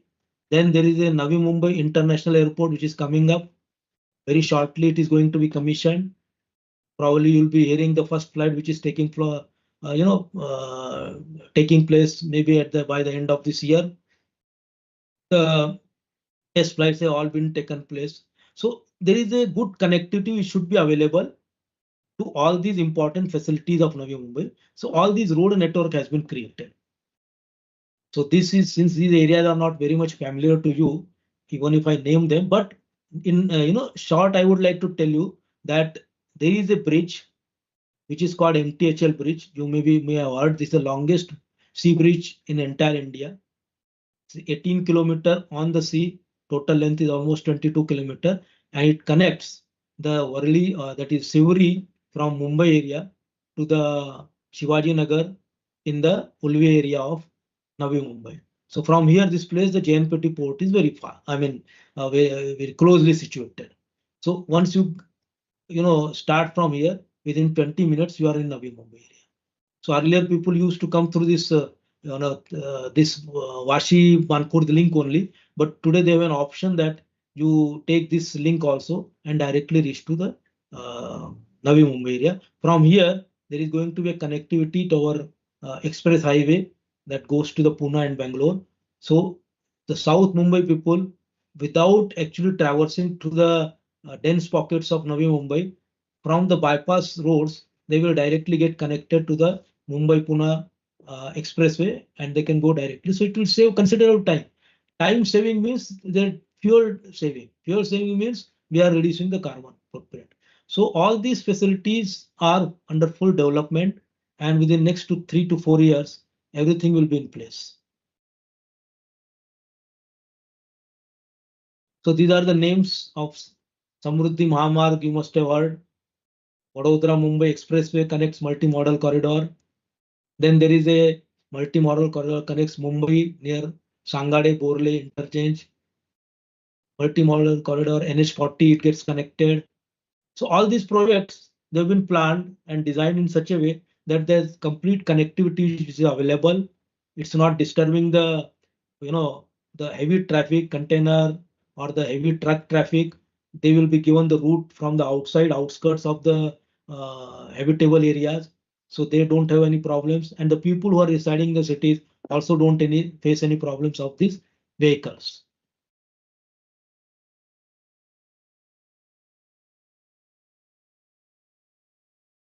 Now this is the coastal road Ulve. So once you come to the Mumbai from this MTHL, CIDCO is planned a coastal road in this way. This is just adjacent to the creek of Ulve, and this coastal road gets connected to the Navi Mumbai airport also. So there is a link which is given to this coastal road. So anybody who is coming from Mumbai area uses this Trans Harbour link, has to come to this coastal road, and directly he can enter into the airport area.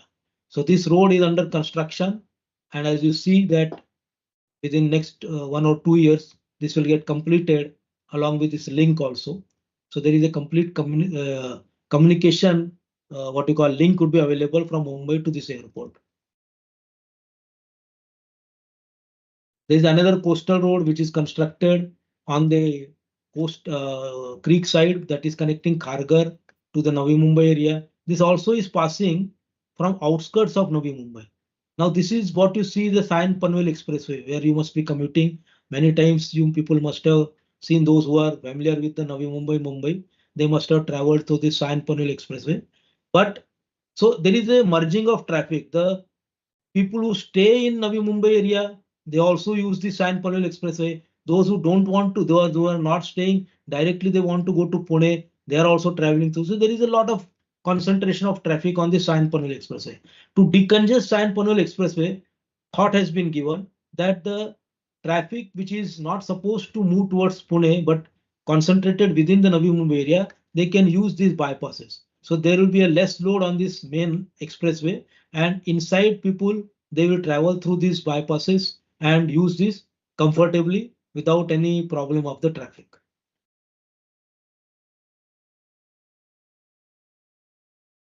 So this, it shows that MTHL features have been given, total 22.5 kilometer.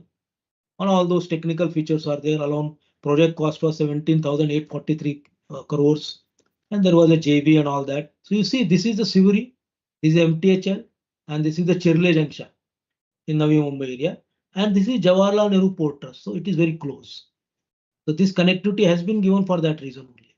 And here it is the Mumbai Port Trust. So from this place, trust is very, Mumbai Port Trust activities are very close by.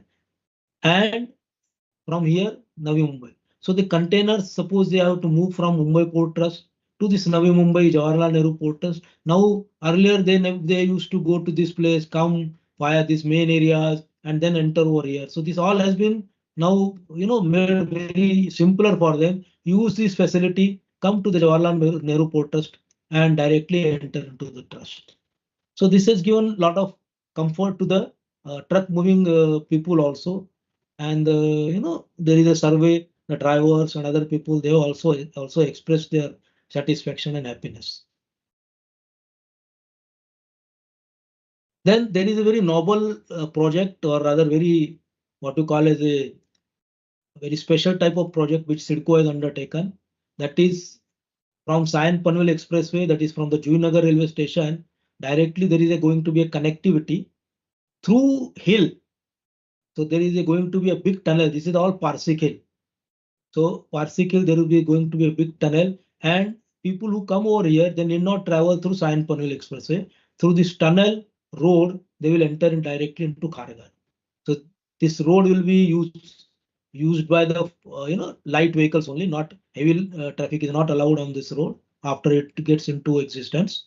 And for the cars and other things, this will become a very peaceful journey, and directly they will be able to come to Kharghar. Then these are certain facilities, CIDCO Exhibition Center, which CIDCO has created in Vashi area, one of the very unique facilities created by CIDCO. All types of exhibitions are taking place over here, and it is one of the sought after, because there was no exhibition center in Navi Mumbai area.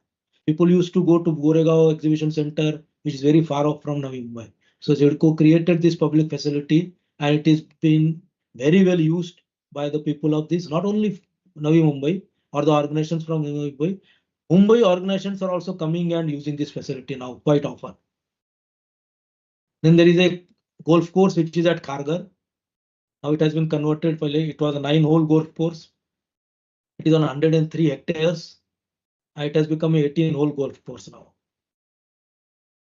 There is a Central Park, which is on the basis of this Hyde Park in London.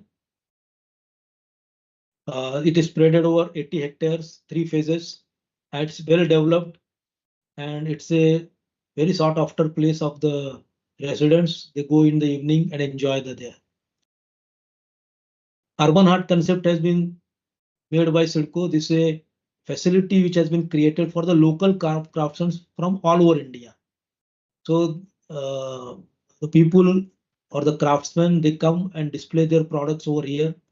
The facilities have been given to them, and there are exhibitions.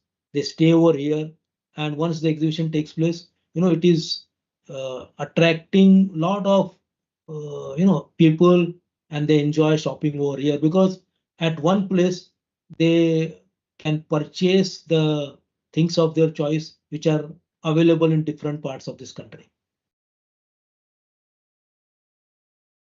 So there are key ongoing projects.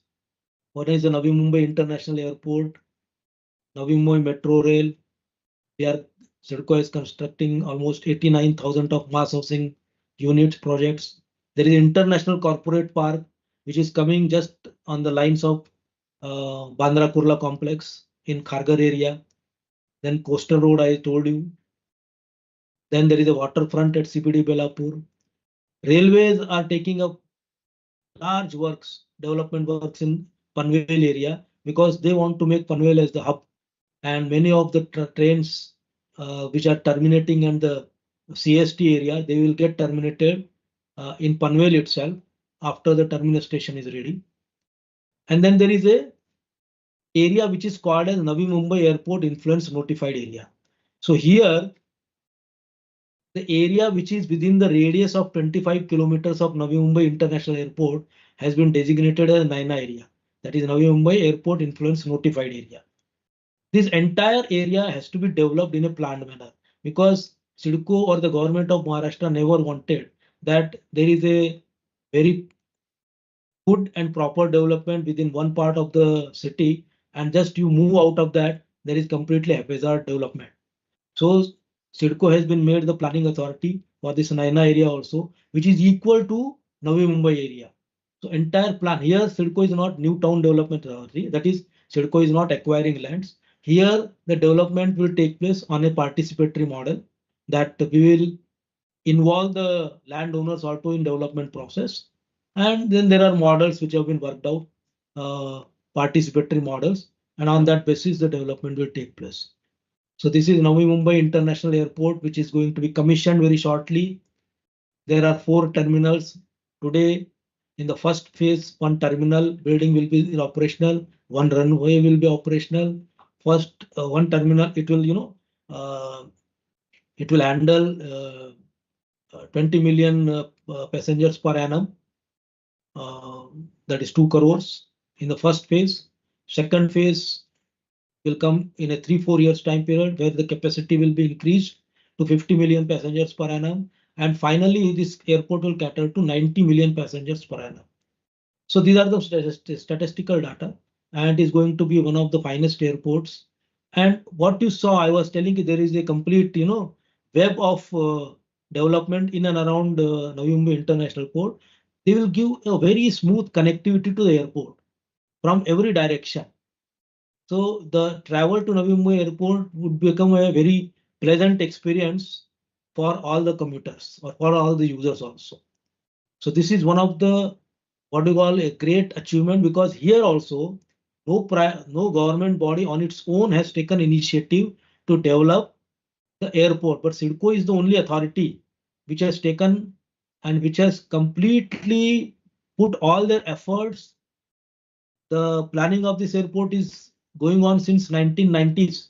There were n number of hurdles in implementation of this project. There was a hill of 90 meters high. The hill was to be cut.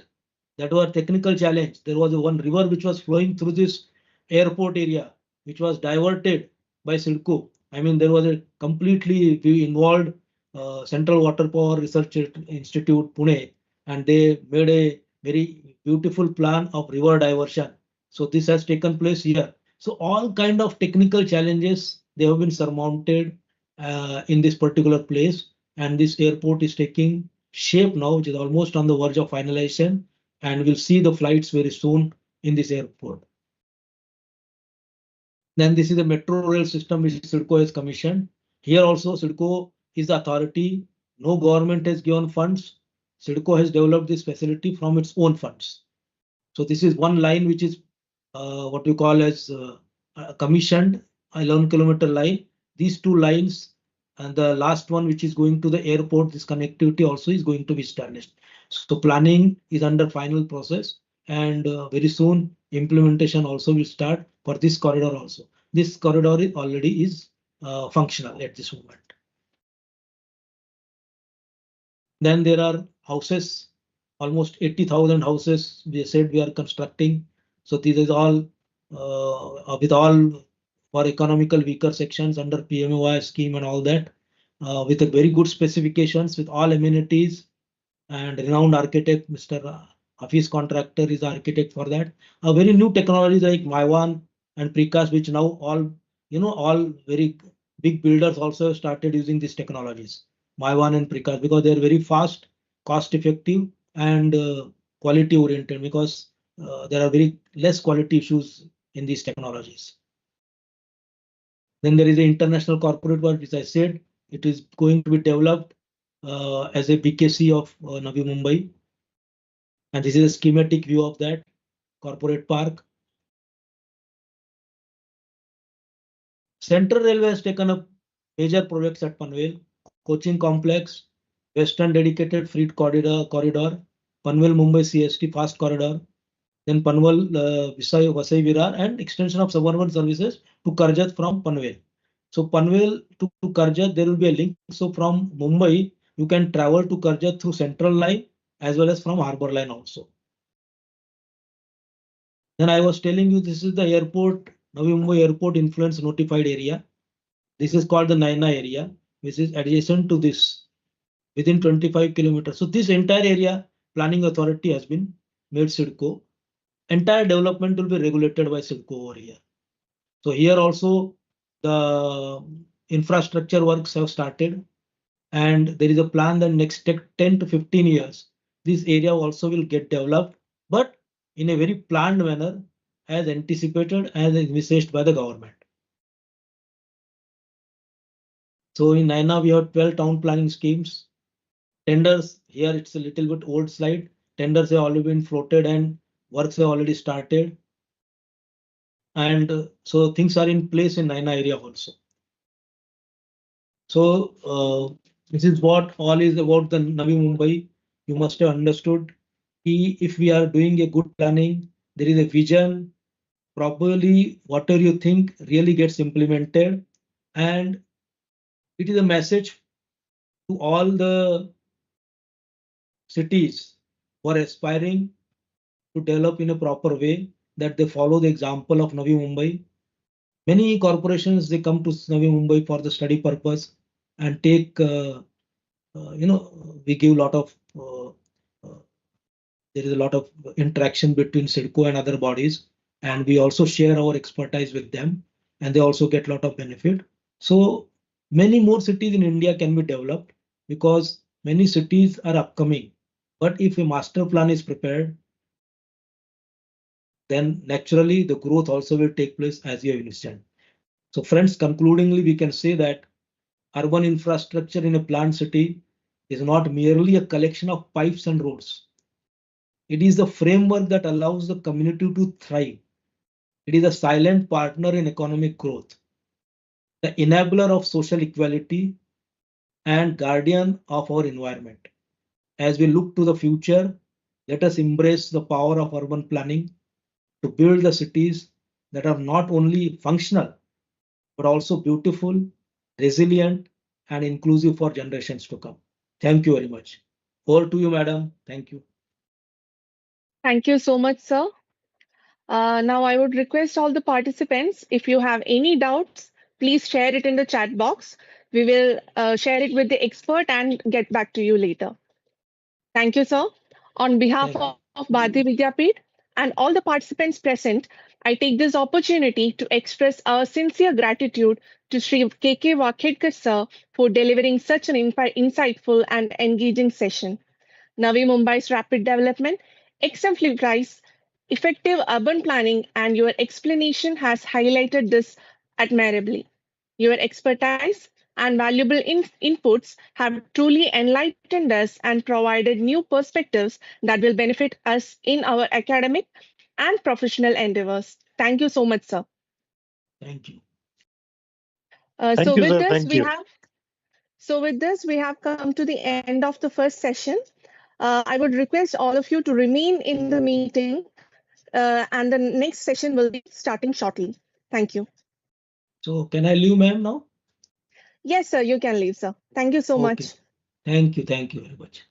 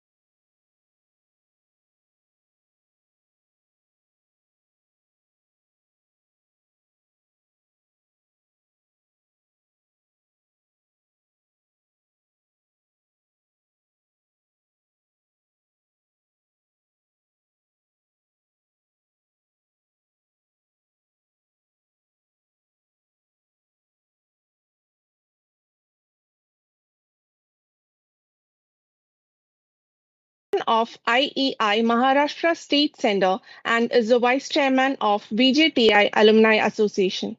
He is Life Member of Indian Water Works Association, Life Member of the Institution of Water and Environment, and also Life Member of the Indian Society of Structural Engineers. With his vast expertise and leadership, he continues to inspire the engineering fraternity. I welcome you, sir, to deliver the session. Welcome, sir. Thank you, madam. I will share the So screen. you can share your screen now, yeah. Yeah, please.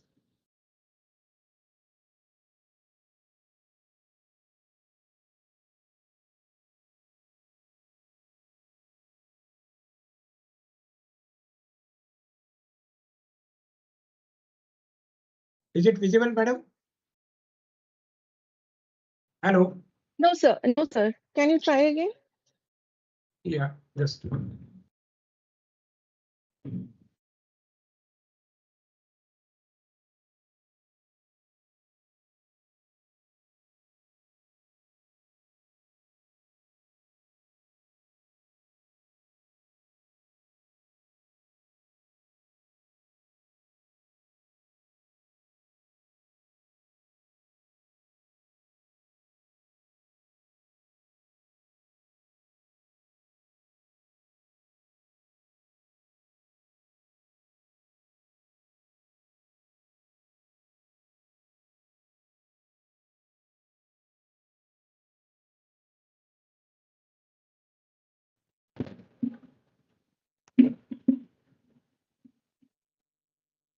Yes, sir. It is visible now. Yeah.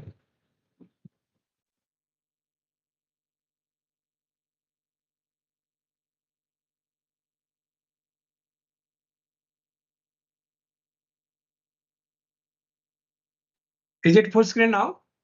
Yes, sir.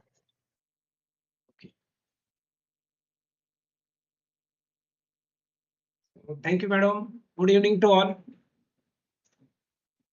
So friends, I am going to explain you about planning and implementation of metro rail project. As you hear the term metro rail, the first question arises in most of the people's mind that why it is called as a metro. The answer is very simple. Metro is a abbreviation of metropolitan. The metro is a train that is specifically designed to run its services within metropolitan area. Then next question may arise in everybody's mind that then what do you mean by the suburban local and what is the difference between metro and suburban local? Suburban locals are designed to cater its services from the mainland and which connects the various suburban areas of that particular city. The main difference between metro rail and suburban locals is that suburban locals are ply on the same broad gauge route, which is designed for express, mail, long distance trains as well as goods trains. Whereas the metro has got dedicated track. It is run on a standard gauge track. But metro is a sleek system, and which is most modernized systems are used in that. So the basic is it is end-to-end air conditioned heating, ventilation, and air conditioned system is provided in metro. So the same system is being adopted in local trains also. Then what is the difference in between? So the most probable difference is the signaling system which has been used in metro, that is communication based train control, that is CBTC. There is also another feature that CCTV surveillance are provided inside the metro coaches, as well as public address system, public communication system. Access control is through automatic fare control system. So all such modern facilities, modern technologies are used in metro, and it has got dedicated track. That's why it has got no interference with any of the public transportation mode on the road. So within the definite design time, it can reach to its destination. So this is some facts about the metro and difference between metro and suburban locals. Now we will see little bit history about the metro projects. If you consider the worldwide scenario, first metro started in the year 1863 in London. That time the metro was underground system, and initially it was steam engine driven metro. So there were not many problems under tunnel, because due to this exhaust of burning of this fuel to generate the steam, so not many pollution was there, and the tunnel was called as a steam tunnel. Though they have provided many air vents in between, but still the pollution level was very high. But the metro was running. Subsequently, the development took place, innovation took place, and the electrified metro that first plied on the track, that is in the year 1890, and that too was in the London city, in South London.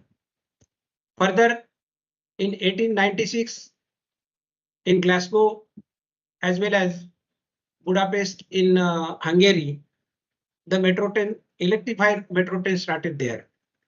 In the year 1900, the Paris metro started, then Berlin metro, and so other countries have started metro at the early 1900. Now come to the history of metro within India.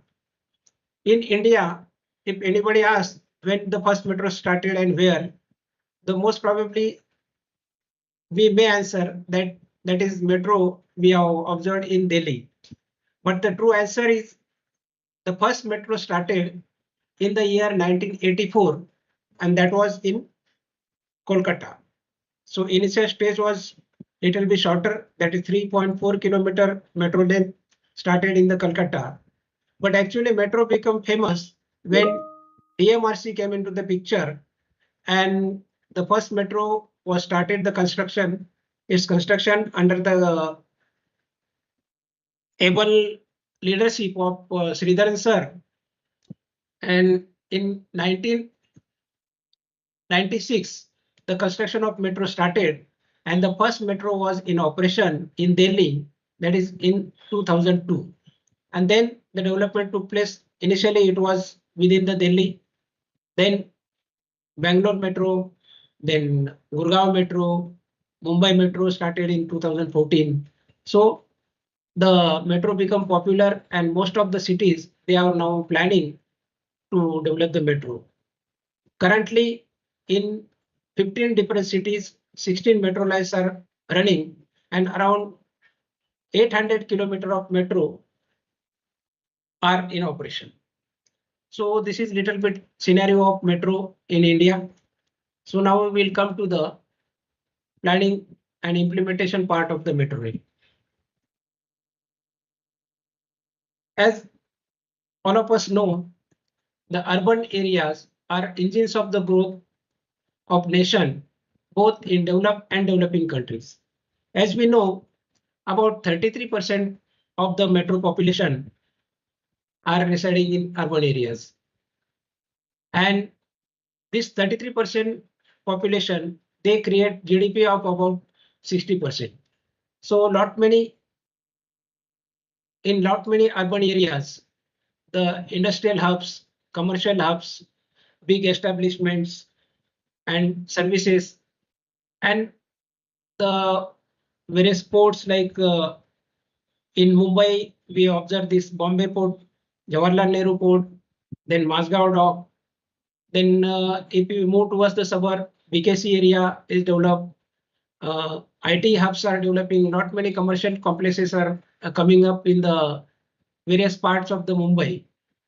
So urban areas now becoming more and more developed. And as India is moving towards the developing economy, and we are aiming to reach the third place in the global economic scenario. So for that, these urban areas are playing very important role. But due to this rapid urbanization, there is a serious strain on all the services and infrastructure facilities. So like there is a shortage of water supply, shortage of electricity, inadequate road network, poor public transportation system. So such infrastructure facilities are becoming inadequate. And for that purpose, we have to meticulously plan all the systems. So planning and development of urban areas with infrastructure, utilities and services assumes its legitimate importance. So transportation is one of the very important in shaping of the city. As all of us knows that under mission of Government of India, it is decided to develop 100 smart cities in the country. And under this smart city plan, urban mobility or ease to move from one place to another is a core of smart city. So for this, city mobility plays very important role. City mobility refers a movement of people or goods within the urban areas. The key aspect of this urban mobility are mode of transport. So there are various modes of transport which are to be explored: walking, cycling, public transport, private vehicles. So out of this, we have to analyze which mode is suitable at which place. So accordingly, we have to develop the transportation system to improve the city mobility and the necessary infrastructure required to provide that particular mode of transportation. If it is public transportation by bus or BRTS, then road network has to be updated. Proper road width is to be developed. If suppose metro or mono is to be developed, then that infrastructure we have to provide. To such corresponding infrastructure facilities we have to develop. Technology we have to adopt, like the intelligent traffic management system we have to provide. There is a real-time monitoring now. The buses and this aggregating transportation like Ola, Uber or taxis, they are using the latest technology to book the Ola or Uber like the systems. So such technology we have to use in getting proper city mobility. Also, sustainability aspect has to be taken into account. So initially, BST buses was using the fossil fuel. They were using the operating on diesel, but due to this pollution, they have shifted to CNG gases, and now many buses are flying as electrical vehicles. So there will be less pollution, less emission of the carbon dioxide in the atmosphere, and we are just controlling the global warming scenario and we are following the effect of this climate change. Also, acceptability and equality. So equitable access to job, education, healthcare, and all the urban services. We have to consider the user experience, that the journey should be safe, reliable, and comfortable. So all this facility, all this required to have better city mobility. So public transportation system plays very key role in enhancing mass mobility within city. So as we know that faster the public transport, higher is the mobility, which addresses urban challenges, enhance quality of life, and promotes economic viability. Now we will just see the case of Mumbai. Mumbai is having the area of 437 square kilometer, and it is financial capital of the India. Not many commercial establishments are located in Mumbai, and that's why there is a ample job opportunity. So people from all over the country, they are just migrating to the Mumbai to have bread and butter. So they get jobs, they do some businesses. So people are daily, this population is increasing day by day. And now the current level of population of Mumbai city is more than 1 crore 50 lakhs also. And there is a legacy of public transportation system in Mumbai. So it is better if you compare scenario of public transportation system all over country. The Mumbai is ranked number 1. So its main transportation system is a lifeline of Mumbai is Mumbai suburban locals. So Delhi, around 76 lakhs of people, means around 8 million people, they travel, commute through the suburban locals. And that is really surprising. But the journey through the suburban local during peak hours is really, it is a nightmare.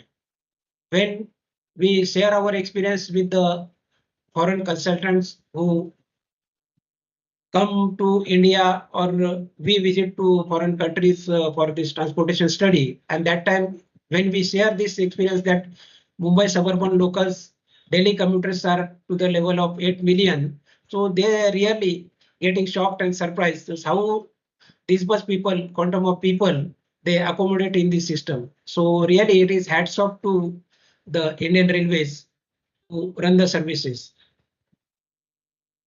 So there, but fortunately the journey through suburban locals is not good. It is unhuman condition, because we plan the system of this metro or suburban local.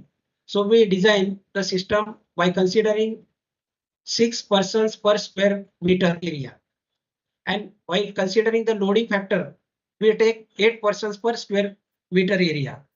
But during peak hours in the Mumbai local, suburban locals, 12 people, they stand accommodate in this 1 square meter area, just double. So we can't imagine how much rush is there in Mumbai local.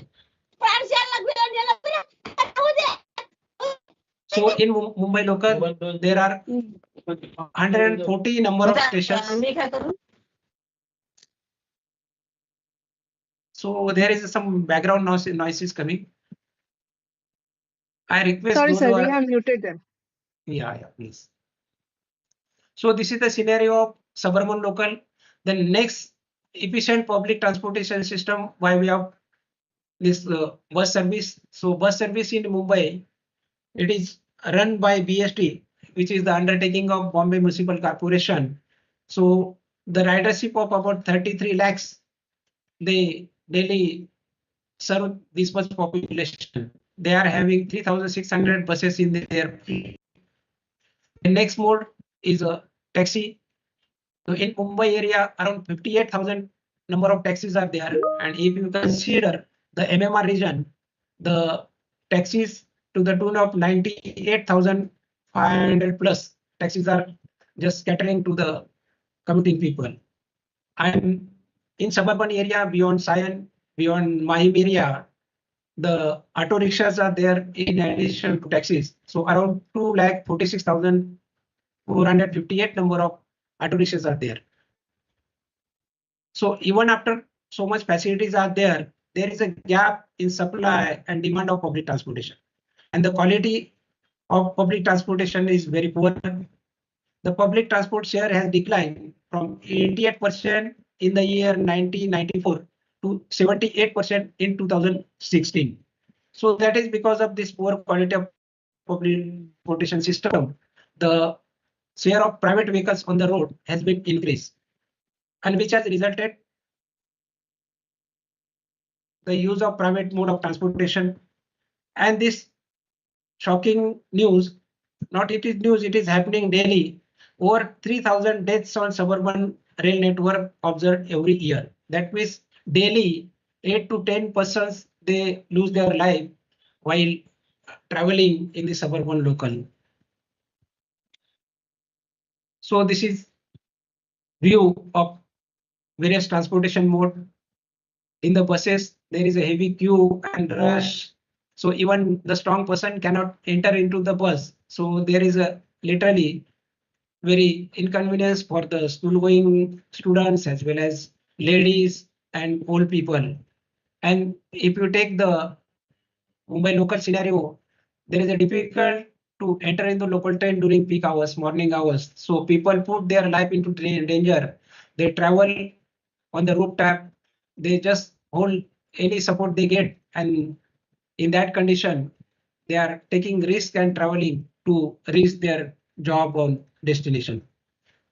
If you consider this road, we can see that everywhere we observe such heavy traffic jam, and as a result, there is a huge consumption of fuel and pollution level is increasing.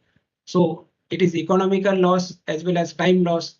So everywhere inconvenience, and in all cities across the India, we observe the same situation.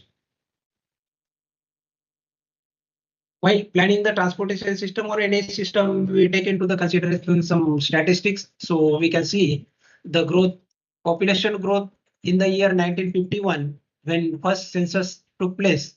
That time it is 361 million, means around 36.1 crore people were there. The population were there in the 1951, and at the 2011 census, the population increased to 121, because then after we don't have any data for this population. Urban population at that 1951 level was 62.4 million, which has 377 million. So it is increased from 17.2% to 31%. So metropolitan cities in the year 1951, at that level, there were only 5 metropolitan cities, and now the small towns, they have grown up and converted into metropolitan cities, and now 53 number of metropolitan cities are existing in India. The metro population with percentage of the total population increased from 3.3% to 13.3%. Metro population with respect to urban population increased from 18.8% to 42.6%. And the average population per metro is around 23.5 lakhs to current level, it is 30 lakhs per metro. So this is the scenario of increasing population very rapidly, and it is very difficult to cope up with this infrastructure facility. As already told you that vehicle population, due to this inefficient mode of transportation and poor transportation system, so there is an increase in use of private vehicles, and the registered motor vehicles per 1,000 population in Indian cities. This is the scenario in cities like Coimbatore, Indore, Jaipur, Jodhpur. There are more than 550 number of vehicles per 1,000 population. That means per alternative person, there is one vehicle. The cities like Bangalore, then Gwalior, Lucknow, Madurai, and Pune, they are having more than 400 vehicles per 1,000 population. population. So, but surprisingly, if you see the India and Mumbai and Kolkata, then private vehicles are less than 100 there. So this is because the public transportation system in these particular cities like Kolkata and Mumbai is comparatively in better position. That's why the use of private vehicles are less in this case. So average vehicle numbers is around 300 vehicles per 1,000 population, which every third person is having its own vehicle. So this is the scenario in India. This is the statistics of various mode of share in various Indian cities. So Kolkata is having public transportation at 57%. Then Hyderabad having 49% of the public transportation share. Mumbai 44%, Delhi 43%, and the rest of the cities they are having less percentage of the public transportation system. That means there is a more use of own vehicles, that is cars and two-wheelers. So which is creating the pollution of traffic jam and the pollution level increases. So for that purpose, we have to make the robust transportation system. So there are many legislative cover and safety certifications for development of metro and transportation system. So metro is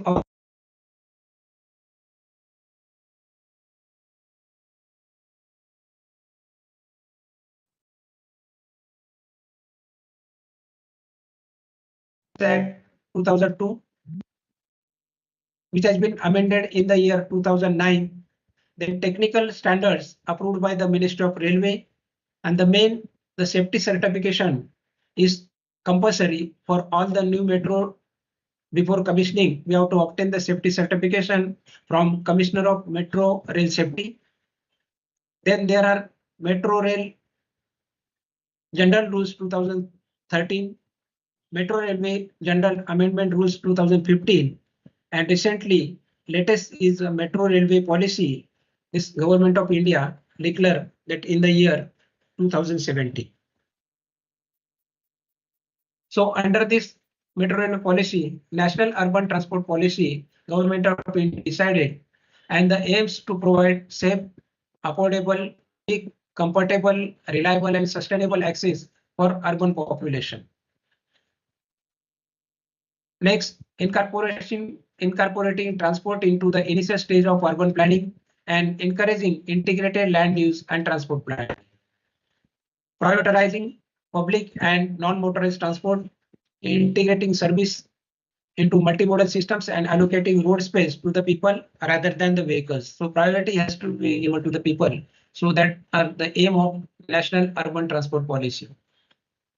And its key objective, the policy emphasizes on minimizing travel distances by integrating land use and transportation planning from the onset of urban planning. So at the time of planning, we have to see which transport facility, public transport facility is to be provided to provide last mile connectivity also. First mile and last mile connectivity. Then people-centric approach, it seeks shift of focus from vehicle-centric to people-centric. So planning ensuring equitable allocation of road space for pedestrians, non-motorized modes. Then promotion of public and non-motorized transport. The policy encourages to use public transport, cycling and walking by offering financial assistance and promoting integrating multimodal transport systems. The NUTP promotes sustainable mobility, encourages clean fuels and energy efficiency to reduce greenhouse gas emission, and advocates better access to essential services and markets for its citizens. And also to ensure its services, there are institutional reforms. It calls for the establishment and effective regulatory and enforcement mechanisms and institutional framework for coordinating transport planning and management. So recently, Metro Rail Policy in the year 2017, the Government of India through Ministry of Housing and Urban Affairs, they pass this policy, and the salient features of this policy that to recognition of fast growing need for improvement in the public transportation system in a large number of cities. And the main feature in this policy that it is prerequisite planning for metropolitan system of any city to prepare a comprehensive mobility plan. Then evaluation of various option of mass rapid transport system, and along with comparative analysis of alternative modes of transport to be vital part. Then integration of suburban system with proposed metro rail system, because we know the suburban locals are the main lifeline of the city. So it is the major transportation system, and metro is just complementary to the main suburban locals.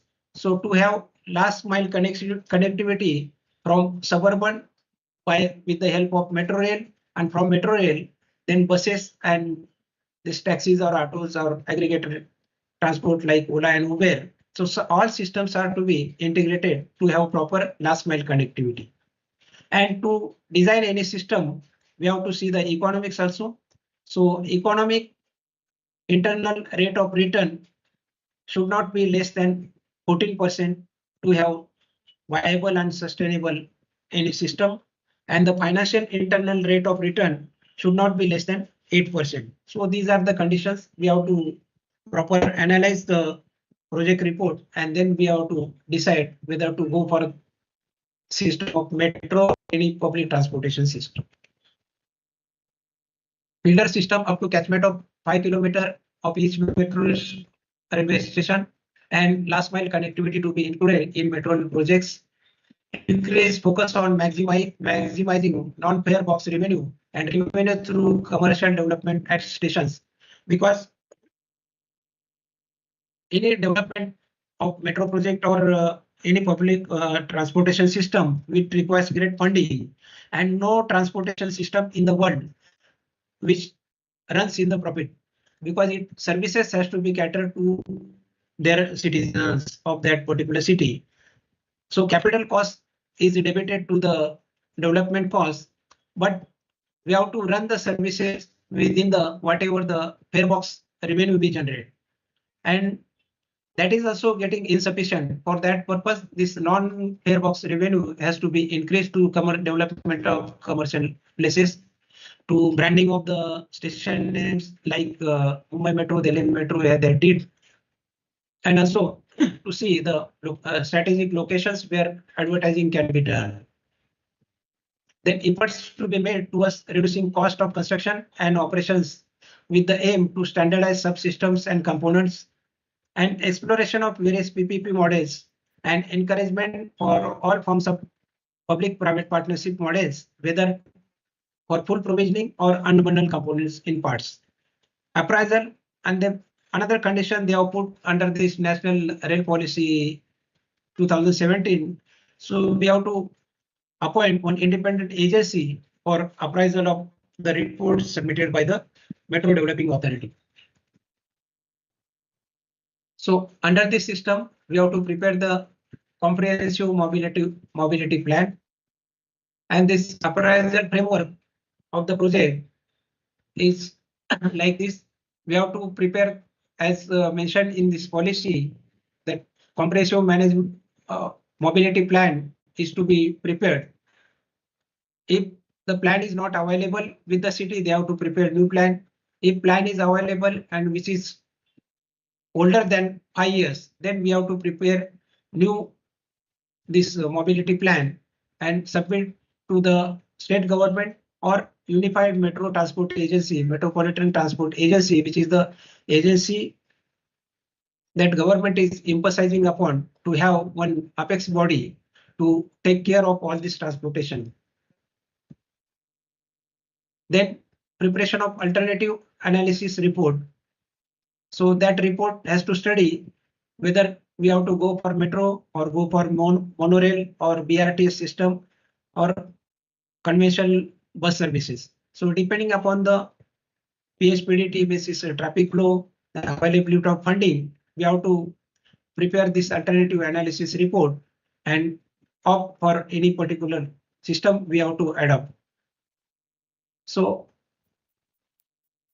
in that report, if suppose other public transportation mode we have selected, then it is a decision of state government only, because transportation is the subject of state government, and state government has to arrange funding for the public transportation system, which is under the state government purview. But if suppose we are opting for the metro railway through that alternative analysis report, then we have to prepare this detailed project report, and that project report we have to submit to the state government or Unified Metropolitan Transport Authority for its approval. After this state government approval, it will be submitted to central government for funding under Metro Rail Policy 2017. And parallelly, we have to get appraisal from independent agency and again submit that report to central government.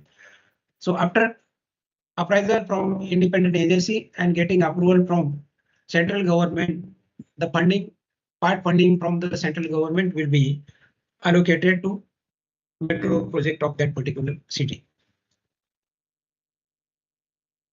So after studying this alternative analysis, the broad categories of public transportation system are as under.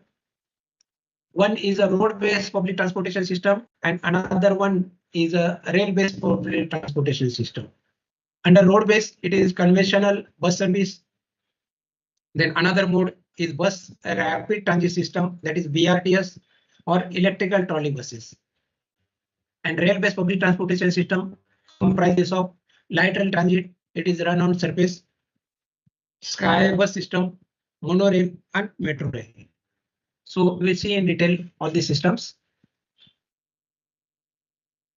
So conventional bus system, as we see, the best buses run in Mumbai, or Navi Mumbai, NMMT buses run in Navi Mumbai, PMT buses or KDMT buses. So all municipal corporations having their own transportation system, that is single bus system. But due to this traffic congestion on road, the journey is not as per the defined time. So they stuck up in the traffic jams and we cannot reach in the designated time. So for that purpose, another option is BRTS, bus rapid transit system. So in this system, dedicated lanes are provided for the bus system. So in that 2 lanes, there will not be any private vehicles are allowed to ply in these 2 lanes. So it requires dedicated right of way. It is 6.6 meter to 7.5 meter, and additional space required for metro stops or this BRTS stations. The construction cost of BRTS system is 8 crores to 11 crores per square kilometer. The vehicle cost is 50 to 80 lakhs per vehicle. But the passenger carrying capacity of this BRTS bus system is 70 to 120. When articulated buses are provided, the bus passenger carrying capacity will be increased up to 120. PHPDT and peak hour per direction traffic flow, that is a nomenclature used while designing any transportation system. PHPDT is important parameter. So PHPDT in this case is 5,000 to 10,000. So if the PHPDT goes beyond 10,000, then bus service is not viable. The cost of operation is rupees 4 to 5.5 per passenger kilometer. Another system is light rail transit system. It is on lighter track and the vehicle are lighter one. This also requires exclusive ROW, but it requires rail. The BRTS system don't require the lighter rails. Only 2 dedicated lanes are provided. Here, the road space is used for this laying of the track, and this rail transit system of LRT. So another name is tram. They may call as a tram. So it requires the ROW of 6.6 to 7.5 meter, just like BRTS system. It requires additional space for stations also. But construction cost in this case is more because we have to lay tracks here. So 11 11 to 45 kilometer depending upon the systems and dedicated routes are planned. Then vehicle cost is more here. They are 50 to 80 lakhs per bus, but this is the sophisticated technology is used and it is operated through electrical power supply. So the cost of vehicle is 8 to 12 crores per vehicle. Here the passenger carrying capacity of this LRT is more. It is 200 numbers. And the PHPDT, the passenger carrying capacity of the system, it caters 20,000 to 25,000. Operation cost is a little bit more. It is 5.5 rupees to 7 rupees per passenger kilometer. This is the another system that is Skybus or Skyrail. It refers to grade separator elevated rapid transit line. It is modified version of LRT automatic. In this case, because it is elevated one, the chances of accidents are reduced due to complete automation and it is above the road level. So there are chances of accident are negligible. But it is having high capital costs as we have to develop the structure, elevated structure there. This system is first started in Goa, but during the trial run only, some technological problems were there. And at the turning, very sharp turn, due to the centrifugal action of this during the movement, the vehicle just hit to the adjacent premises. And during trial only, they concluded that this system is not successful to run in Goa. Then after now, presently, this SkyTrain is being developed in Delhi Metro and in Navi Mumbai to have connectivity from Navi Mumbai airport to nearest stations. So we are planning to provide this Skybus or Skyrail. Another system is a monorail. From the name itself, we can just see it comprises of single rail track or a single beam with a vehicle straddling the guideway or suspended from the guideway. So both the type, the rail flying above the beam or just suspended from the beam. So these are the two types. In Mumbai, it is above straddling above the guideway. So guide wheels are attached to the side and the drive wheels and load wheels are directly below the train that is running on the top of the beam. It occupies less space. The right of way is 3 meters. We have to only accommodate the piers which is located at the median of the road and the additional space for the stations. Construction cost in this case is 100 crores to 150 crores per kilometer. Vehicle cost is 12 crore per coach.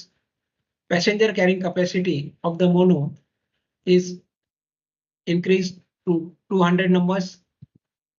PHPDT in this case is 20,000 to 25,000 and the operation cost is just like LRT. It is rupees 5.5 to 7 per passenger kilometer. Then another mode of transport is a metro rail. Metro, it is a rapid rail transit system. It has got higher passenger carrying capacity. It can be underground, at grade or elevated. The high capital cost. The ROW, it requires also ROW of 3 meter and additional space for station. This is for elevated metro. So there are three types as already mentioned, underground system. So where there is a no space available in the township and we cannot accommodate the train on the road or even to construct, develop these piers on the central median. So in that case, we have to go for underground. Elevated at grade. So there are no chances because already our cities are congested like anything. So we cannot provide metro at grade. So another option is only to develop this metro as an elevated corridor. So cost of construction for this elevated corridor is 300 to 400 crores per kilometer. And for underground metro, the cost of construction is rupees 600 to 700 crores per kilometer. The vehicle cost is 12 crores per coach, and the passenger carrying capacity of per coach is around 250 to 300. So as we increase the number of coaches, the passenger carrying capacity will be increased. So in initial stages of Navi Mumbai Metro, we have provided 3 coaches, means around 900 people can be accommodated in one run.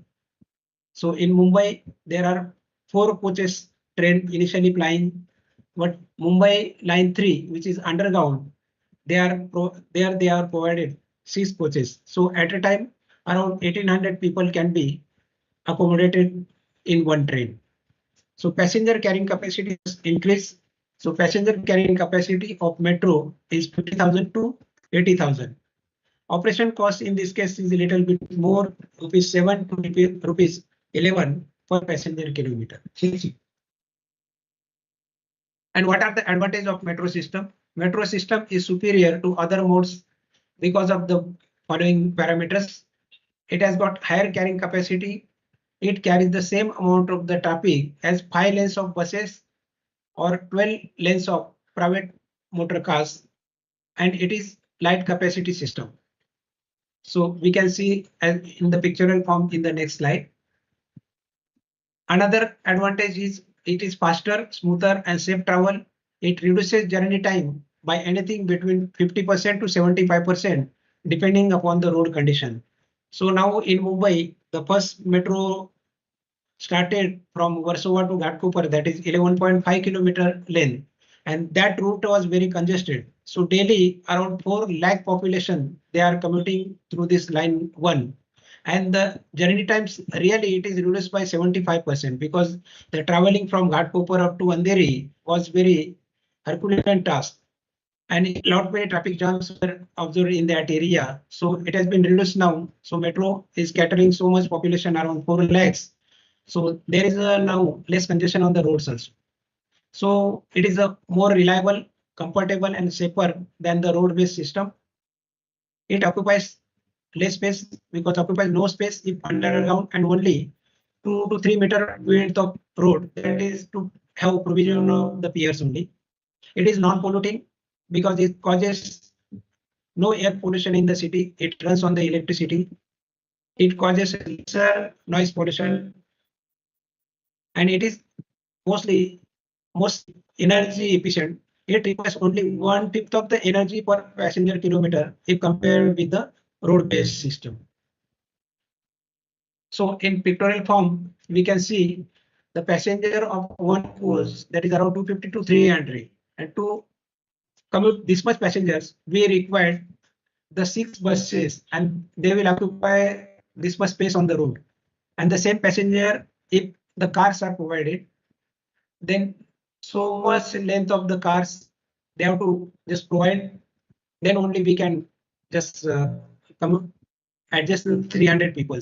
And if we consider the moped, the motorcycles, so much space of the road will be occupied. So this much number of vehicles can be eliminated from the road if we and I provide this metro system, and people will leave the private vehicles and they take advantage of the metro. So to solve the traffic congestion problems, the best method to encourage the use of public transportation system or mass transport system. So this is the graphical comparison of various systems. The BRTS system or bus system, if our PHPDT, that is peak hour per direction traffic flow. So if it is within 10,000 and the distance between 2 bus stations is 150 meters to around 550 meters, then we have to go for this BRTS system.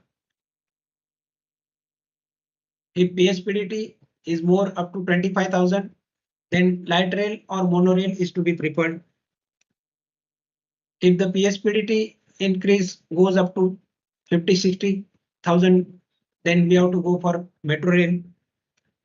And if PHPDT increase beyond the 60,000, then definitely there is no alternative than the regional rail or suburban locals has to be provided on that route. Now we will see the construction part, the construction methodology of metro project. Metro project constitute civil works and system works. In civil works, the first viaduct, then station, then track, maintenance of the depot buildings, and operation control center. In system part, the rolling stock, traction and power supply, signaling, telecommunication, automatic fare collection, electrical and mechanical equipments are required for overhauling the metro train. So this is the system and civil parts. Now there are three different type of metro systems as already explained: underground, elevated, and at grade. So at grade, nowhere it is used at grade, but in Mumbai or in Delhi, we observe underground or elevated metro. And the construction methodologies, the details are like this: generally undertaken this underground system where densely populated areas or areas where city planning is not to be disturbed. In that case, we have to go for underground system. The cost of construction is very high. And the examples of this underground system is London, Paris, Munich, and parts of the Delhi, and Mumbai Metro Line 3 is developed as an underground metro system. The construction of underground metro system, there are two methods. One, the deep tunnel is the strata available and the city permits to develop the metro within the depth of 20 meters. In that case, we have to go for this cut and cover or shallow tunnel method. Or if suppose we have to go deeper, then in that case, deep tunnel has to be selected as a construction methodology. This is the latest equipment used to have the tunneling. This is called a tunnel boring machine. So it is specialized machine used to excavate tunnels within the circular cross section by drilling through variety of soil and rocky strata and in mechanical operation. This TBM may also be used as a micro tunneling. TBM are alternative to drilling and blasting. So this machine, for lowering this machine at the initial stage, we required around open space of 200 to 250 meters, because the length of that is around 150 to 180 meters for total assembly of this tunnel boring machine. The weight of the total assembly is more than 5,000 tons, and it can bore the drill diameter from 5 meter up to 17 meters. So we can construct the tunnel of metro of the required size. So these are the various features of this tunnel boring machine. And the daily we can drill up to 10 meters. And if suppose the hard rock strata, it makes large number of this boring. It bore up to 40 meters in a day. So this is the speed of this tunnel boring machine. And this is underground system with a cut and cover method. So in this case, this at the side, to retain the earth soil on the both sides, we have to provide either diaphragm wall or slurry wall or secant piles. So in this case, the picture shows the secant piles are driven up to the below bottom level of this, whatever the invert level of that particular structure. This here this excavation is for station area. So secant piles are provided, and to just have prevent this collapse of this wall inside, either we have to do this anchors, rock anchors are provided here. In this case, at both the sides and both the levels, intermediate beams are cast and rock anchors are provided. Otherwise, we have to provide horizontal studs here at the short distances in between to just have support. And then after this side wall, we have to excavate up to the bottom and then development of bottom slab, then in between the first level slab, second level slab, and after the completion of the top slab, the truck it is reinstated to the original shape, whether it is for road or any other open spaces in the garden area like that. So there are two methods of this cut and cover method, or conventional bottom up method and top down construction. So as I already explained, these two side walls are to be developed first, and in case suppose we have provided these rock anchors here on both the sides, then it is not necessary to provide the stud like this. And after this, making the side earth stable, we have to excavate up to the ground bottom invert level, and then construction starts from the bottom up to top. And in top down method, the first the decking slab or decking sheet is provided at the top, and we can just allow traffic to move in, and the development is from top. First we develop this top slab, and we have to keep this opening to lower down the machinery inside. After that, we have to provide these struts to have support. Then second level slab is to be constructed.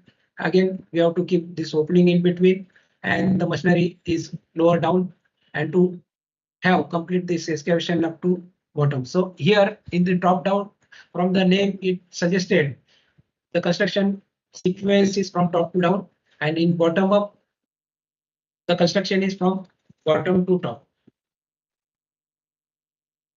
Then elevated metro.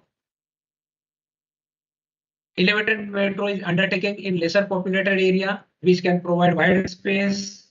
It is cheaper option. Cost of construction is low as compared to underground system. And the examples are Bangkok, most part of the Delhi, Copenhagen, Mumbai Metro Line 1, Metro Line 2A, Metro Line 7, which are in operation, and there are other lines also which are under construction in Mumbai Metro. And Navi Mumbai Metro Line 1 is elevated metro. So this is the typical elevation of this metro. On the road median, after providing this foundation in the form of whether it is open foundation or pile foundation, this pile and pile caps are below the ground level, and then pier is developed above ground level. So we provide for the pier around 3 meter. This pier size for this Navi Mumbai Metro is 2.5 by 2.5 meter, and at the station it is 3 meter by 3.5 meter. So this was 3 by 3 meters road space is occupied for this metro to develop, and all structure is above ground. So road lanes are kept intact for the moving of the vehicles. Now we see the various construction stages right from the beginning. Initially, as per DPR, we plan the system, and after survey, after provision of barricading on the both sides, we cordon off the area, and to map the utilities.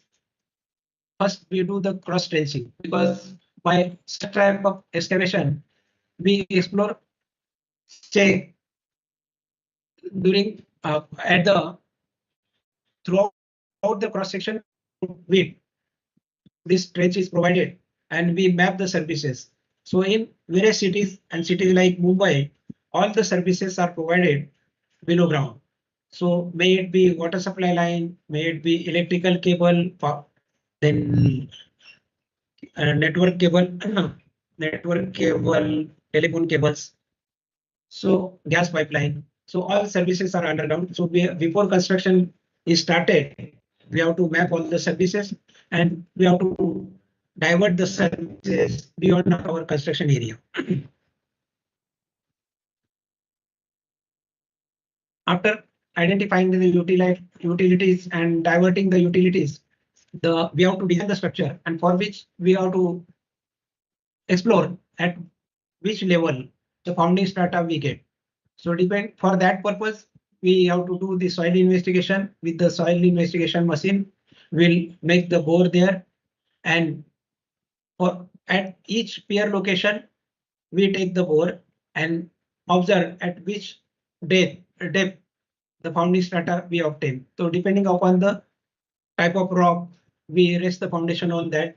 If suppose we get the founding strata at the level 5 meter to 6 meter, in that case we will go for this open footing foundation.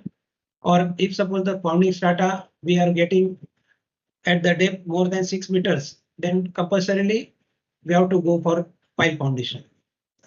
So after boring, we collect all the sample, preserve in this box and keep for inspection. And we also preserve this because in case of the future anything happens, we have to see what are the sample to get investigation through. We preserve all the sample by keeping in safe custody. For piling, nowadays we don't use this tripod method. So here piling rotary rig is provided. So here this soil agar boring through steep and dry clay, cleaning bucket, and in case of rock, this rock anchor boring through hard rock strata. Here the diamond cutters are provided at the cutting edge, and with the help we go up to the hard rock, because in hard rock we have to just go up to 1.5 times the diameter of the pipe as an anchor length. So this is the sequential methods. Here the pile boring is being done through this pile boring machine. After completion of the boring, we have to lower the reinforcement cage inside. After lowering the cage, the concreting is done. This concreting method is a trimmy method. We pour the concrete through the trimmy pipe up to bottom of the pile, and from bottom the actually concreting raises step by step, and the first batch of the concrete comes at the top, and when it comes up and up, it get cleans all the surfaces with the muddy surfaces of the pile bore, so that top concrete which is mixed with soil and all these muddy particles that are to be chipped up, and where the fresh concrete is there, up to that level the top concrete is to be chipped up. So after piling, the pile cap is to be constructed. So for that, this such type of pile cap reinforcement is provided from pile cap. These dowels for pier above are provided. So this is the picture before concreting. This is picture after concreting of the pile cap. In case of we make the founding strata at the shallow depth less than 5 meter depth, in that case the footing is to be constructed. So this is the reinforcement for the footing, and after concreting, the footing look like this. This is the trapezoidal footing.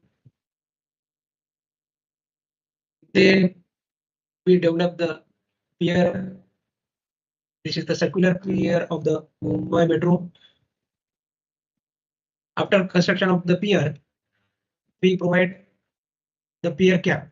If suppose in certain cases we provide this cast in situ pier caps, but to have fast construction, the precast pier caps are now being used in Mumbai Metro. So it has got the opening in between. So the dowels are provided just like this. In the previous slide, we can see the dowels are this conical shape. Dowels are provided here. So pier cap, it is inserted through this hole in the pier cap, and pier cap is placed on this top of this concreting surface, and then the staging is done. So this is the pier cap is being lifted. It is placed in the place on the pier, and after pier cap stitching is done, the U girder or segmental box girder is placed above this as a span arrangement. So in this case, it is U girder erected on the two pier caps. In Navi Mumbai Metro, this is the shape of the pier. It is square one, 2.5 by 2.5 5 meter the size and see-through opening.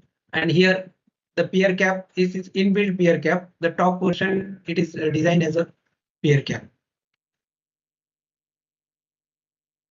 This is the station pier. It is rectangular one, 3 meter by 3.5 meter. The size of that, it is a rectangular one. After cast off pier, this is the station construction view. This concourse level cantilever beam is cast, then the pier above concourse level, then pier cap above, and above that the segmental box girder is placed, and then this platform level cantilever beams are cast. So this is the sequence of construction in station area. This is the U girder at the time of casting. This U girder is technology adopted here is a pre-stress, but it is pre-tension post-stress. So these are the cables already given tension on that, and then after concreting, it is cut at the both the side. So tension is induced in this segment before concreting. So this is the reinforcement. After reinforcement, this concreting is done, and the final U girder look like this. This is just they have to remove this side shutter. After casting, all segments are lifted and stacked in casting yard, and afterwards, when as and when required, it has been transported up to the site and to have erection on this particular pier. So this picture of segmental box girder of Navi Mumbai Metro. This is the reinforcement cage. So we have to provide the Z with the help of the structural steel. On that, at the required shape, we have to tie up the reinforcement, and this reinforcement cage is then lifted and put in the shutterings. So this is the outer shuttering, then inside shuttering, side shuttering. So this is the various formwork. It is to be specially designed for that, and it has to make arrangement with the help of hydraulic jack to have the removal of easy removal of this shuttering also. So such arrangement has to be provided, and before the actually putting to use, we have to design the shuttering. There is a special design for the shuttering also. Here we observe these small grooves are there in at the end segment. These are the shear keys provided when the two segments are coupled, joined together at the one segment at the another end. It is male, and at the another side it is a depression is there. So that male and female joint is provided there, and then the pre-stress cables are provided through these holes, which are provided as per the required design criteria. So this is the end segment, and what the holes are observed here, that is the provision opening kept for the provision of the pre-stress cable is right.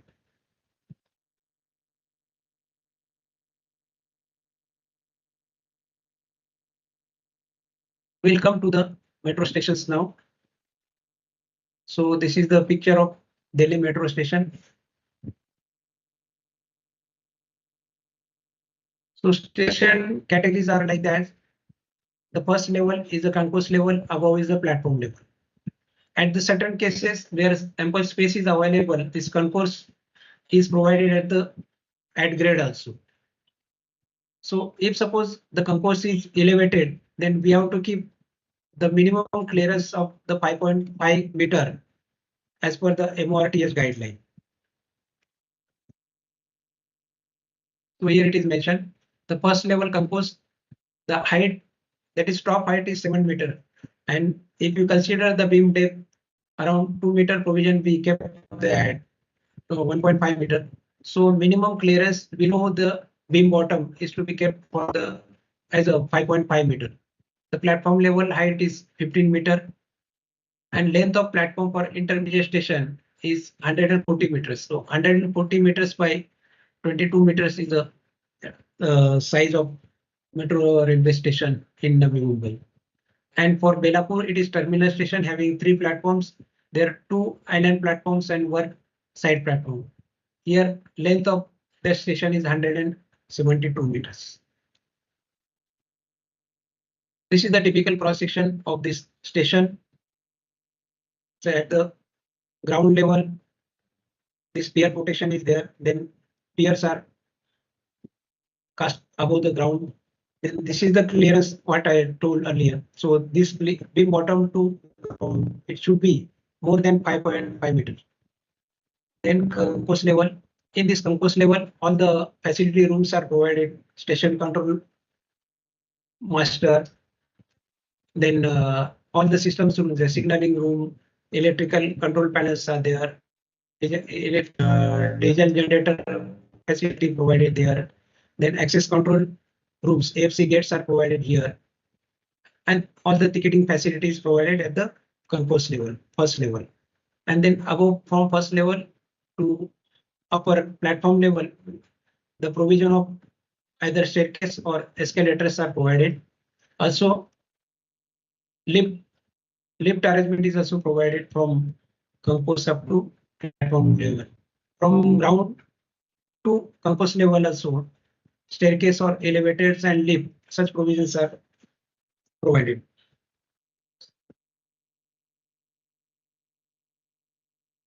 So we see the construction methodology: pile, cap, pier, then concourse level beam, then pier cap, then platform level beam, then U-girder placing, and the platform development platform. Then staircase from ground to concourse to platform, then provision of lift. So this is the construction sequence. So in general, if you calculate the time required for each activity, within 8 days we can complete the piling. Generally 4 to 6 piles as per the design it comes, and the diameter of the pile generally it is 1 meter. For station area, there is a as per design it requires 6 piles to 1 meter diameter. Then pile cap, construction timing is 8 days to 21 days. Then pier from ground up to the concourse level, it will be completed within the 30 days. Then pier cap, pier above this concourse to platform, it will be casted from 30 to 45 days. Then after casting of the pier cap, these U-girders are placed. It is 50 to 64 days. Then 64 to 90 days, this lift and staircase also casted.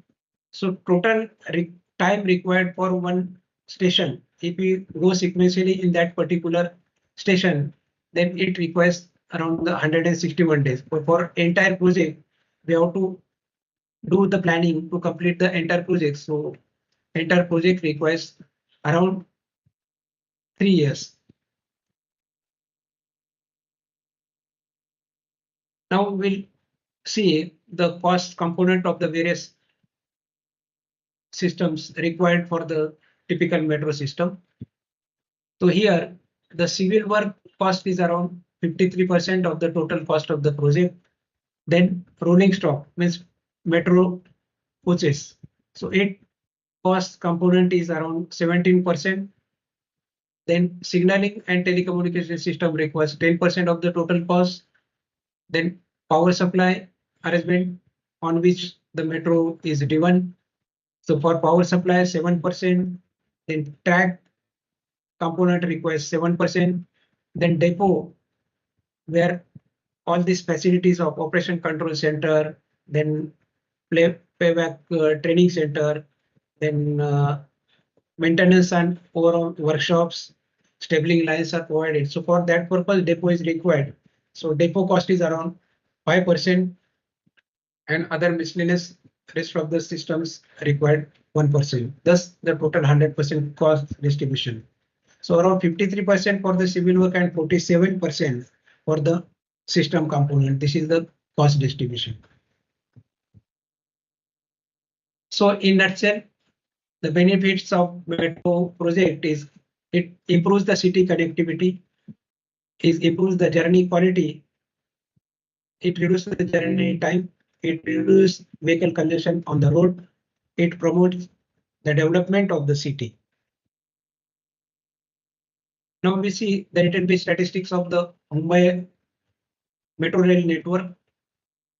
So total 14 lines are planned in various parts of the Mumbai city. So all the metro system we have planned like that.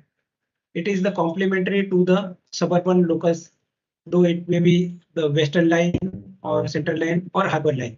So it has got complementary connectivity from the place of residence up to the main suburban local. And the planning of the metro is done as such. We have planned the all over it is planned that metro stations are located around 1 kilometer, maximum up to 1.5 kilometer distance. So as per this metro link guidelines and national urban transport policy, the person when he starts from his residence and to catch hold the metro, the metro should be available within 500 meters from his residence.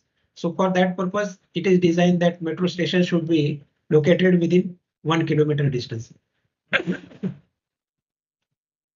In Mumbai, around 337 kilometer metro is planned, comprises of 14 lines, and it has got total 225 stations. So by the year 2031, 115 lakhs daily ridership we are anticipating through this Mumbai metro. So once the all lines of the Mumbai metro are commissioned, there will be definitely it will reduce the traffic congestion on the road, and there will be saving of the fuel as well as the time saving, because people will reach to their destination within the whatever the time it requires. Nowadays, it is very difficult to reach up to our place of work. It is uncertain. So this all problems, this inconvenience will be reduced if all the networks of this transport system in the form of metro rail is developed. So total cost component involved is 1.5 lakhs crores for development of this 337 kilometer of the metro line. So this is the actually various lines mentioned here, 1, 2A, 2B, like that. So in all 14 lines are there with 337 kilometer, out of which operational metros are 59, which is shown in green color. That is line 1, 2A and 7 that are in operation, and now this line 3 also in operation from up to SIPs for this 33.5 kilometers. So this will be added. The 59 plus 33 is around 92 kilometers metros are in operation. Under construction, it is 153. Now this 33 will be deleted from that. So these are the under construction metros. Then under tendering system,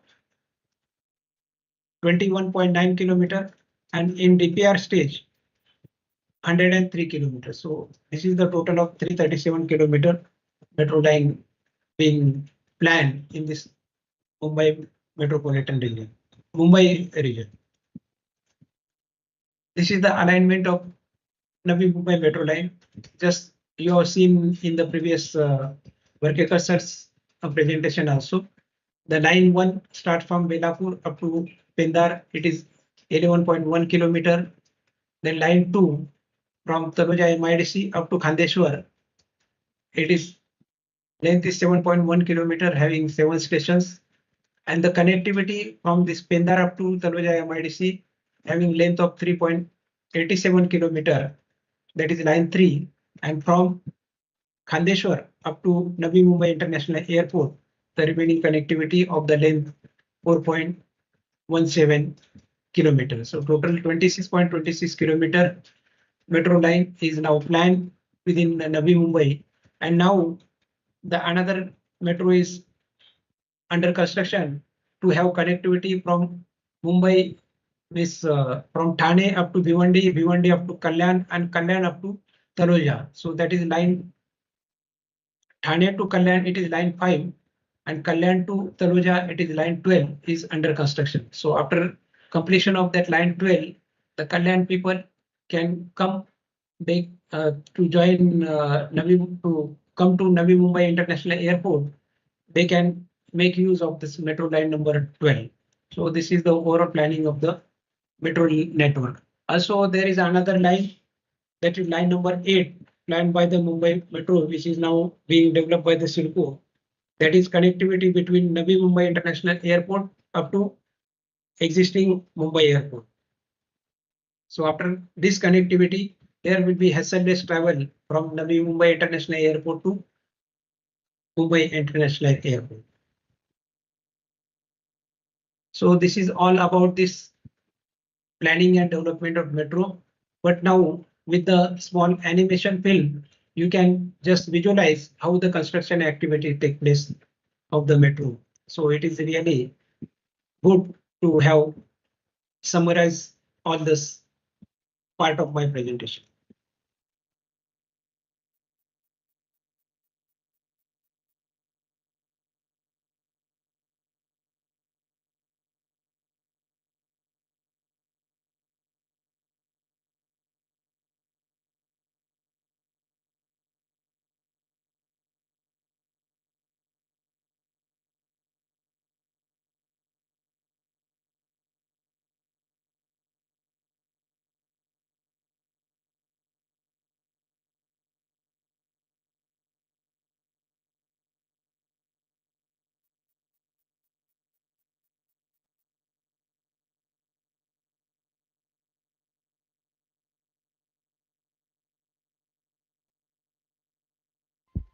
Mumbai, a city of dreams, will witness a new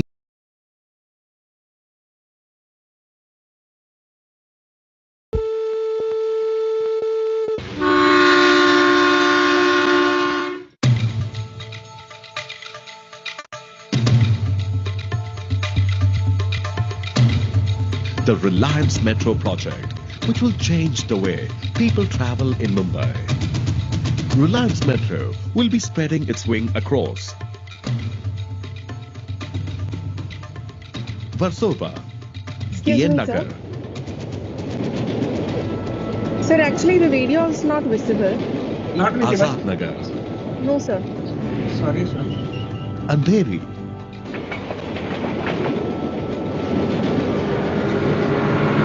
एक minute है madam. Western Express Yes, yes. Highway, Chakana, Airport Road, Marol,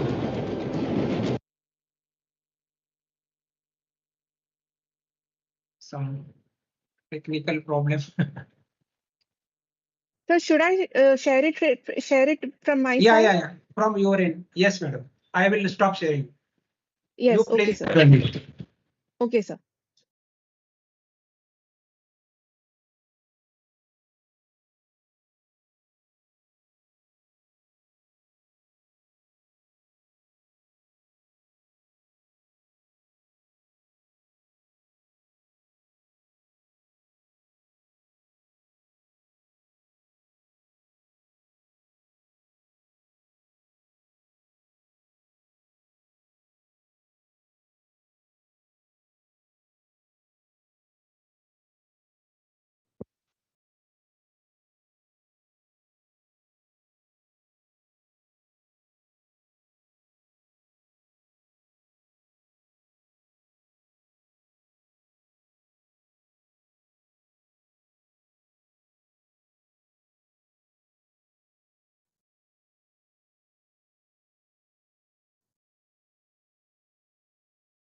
Sorry, sir, just a minute.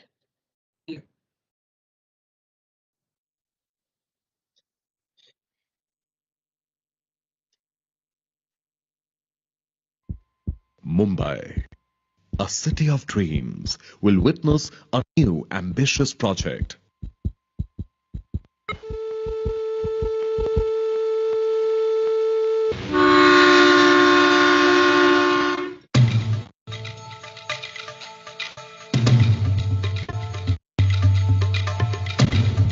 The Reliance Metro project, which will change the way people travel in Mumbai. Reliance Metro will be spreading its wing across Versova, DN Nagar,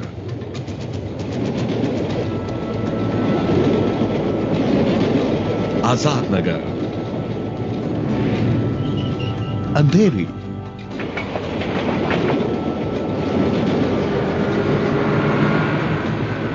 Western Express Highway, Chakala, Airport Road, Marol, Sakinaka, Subhash Nagar, Asalfa Road, Ghatkopar,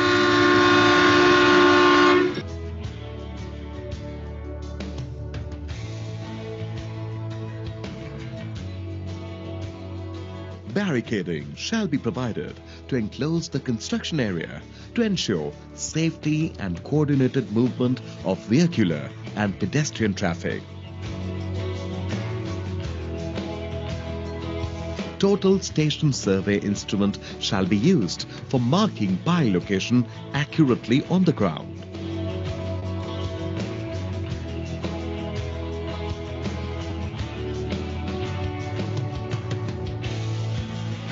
All the underground utilities infringing foundation work shall be shifted for hassle-free construction.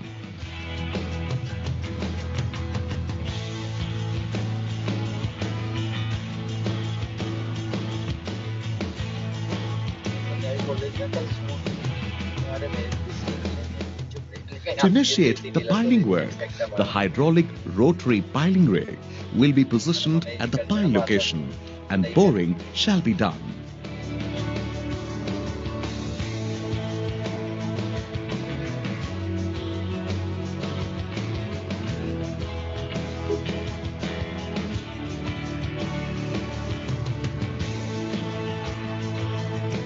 While boring, temporary casing shall be provided up to the required depth and bentonite slurry will be circulated to stabilize the sides of the boring hole.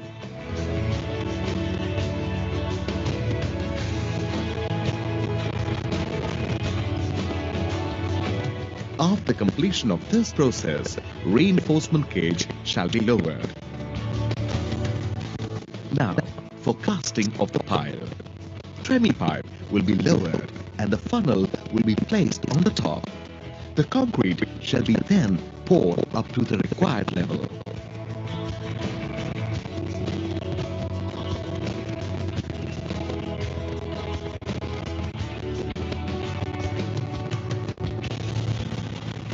Similarly, all the piles will be constructed one by one. Initially, static pile load test shall be constructed on pile by making reaction arrangement, thus ensuring the reliability of piles constructed. After completion of group piles on one pier, excavation for pile cap shall be done.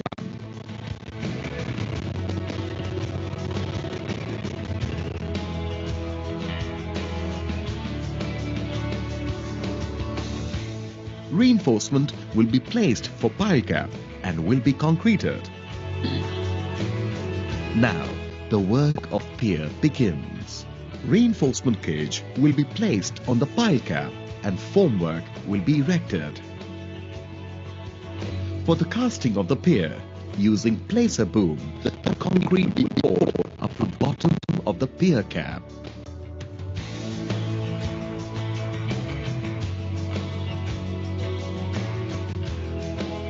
Precast pier cap weighing 60 metric ton each, casted at casting yard, will be transported to site using hydraulic trailer and will be placed on the top of the pier using crane. After this, the pedestal for bearing shall be placed. Precast U-girder weighing 165 metric ton each, casted at casting yard, will be transported to the site using multi-axle hydraulic trailer. This U-girder will be placed on the bearing by using high-capacity cranes or by specially designed and fabricated launching gantries. Similarly, all the girders will be launched to complete the viaduct construction. With this, the civil structure is ready to carry other elements. Free rails and mobile flash butt welding equipment will be lifted onto the viaduct using crane.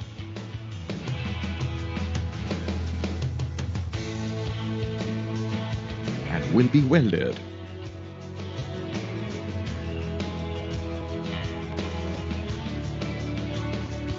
Welded rails fixed with fasteners will be lifted using gauge support frame and will be placed at every 5 meters, followed by tying of reinforcement and fixing of shuttering plates. Finally, these rails will be aligned and concreted. Overhead catenary masts and portals will be erected on the parapet of viaduct. Then, the cantilever and guy rod assemblies will be fixed on the overhead catenary masts and portals.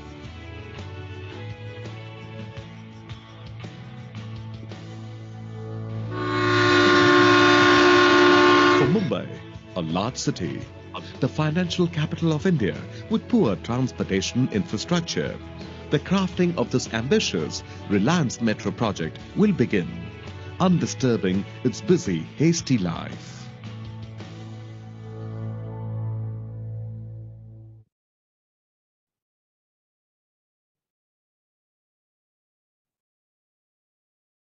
It's over, madam. Thank you so much, sir. We are extremely grateful to you for sharing your expertise on planning implementation of Metro Rail project and for providing us with such detailed practical insights that we can also apply in our work. Your presentation was not only informative but also highly motivating. Thank you so much, sir. Thank you. Thank you very much, Kamble sir. Thank you, sir. Thank you so much. Thank you. Thank you, sir. Thank you for giving us Participants? opportunity. Thank you. Thank you. Yes, sir. Participants, please do share your queries in the chat box. We will be conveying it with the experts. Okay. So with this, we will conclude today's session and surely looking forward to meeting you all tomorrow at 6 p.m. Thank you so much.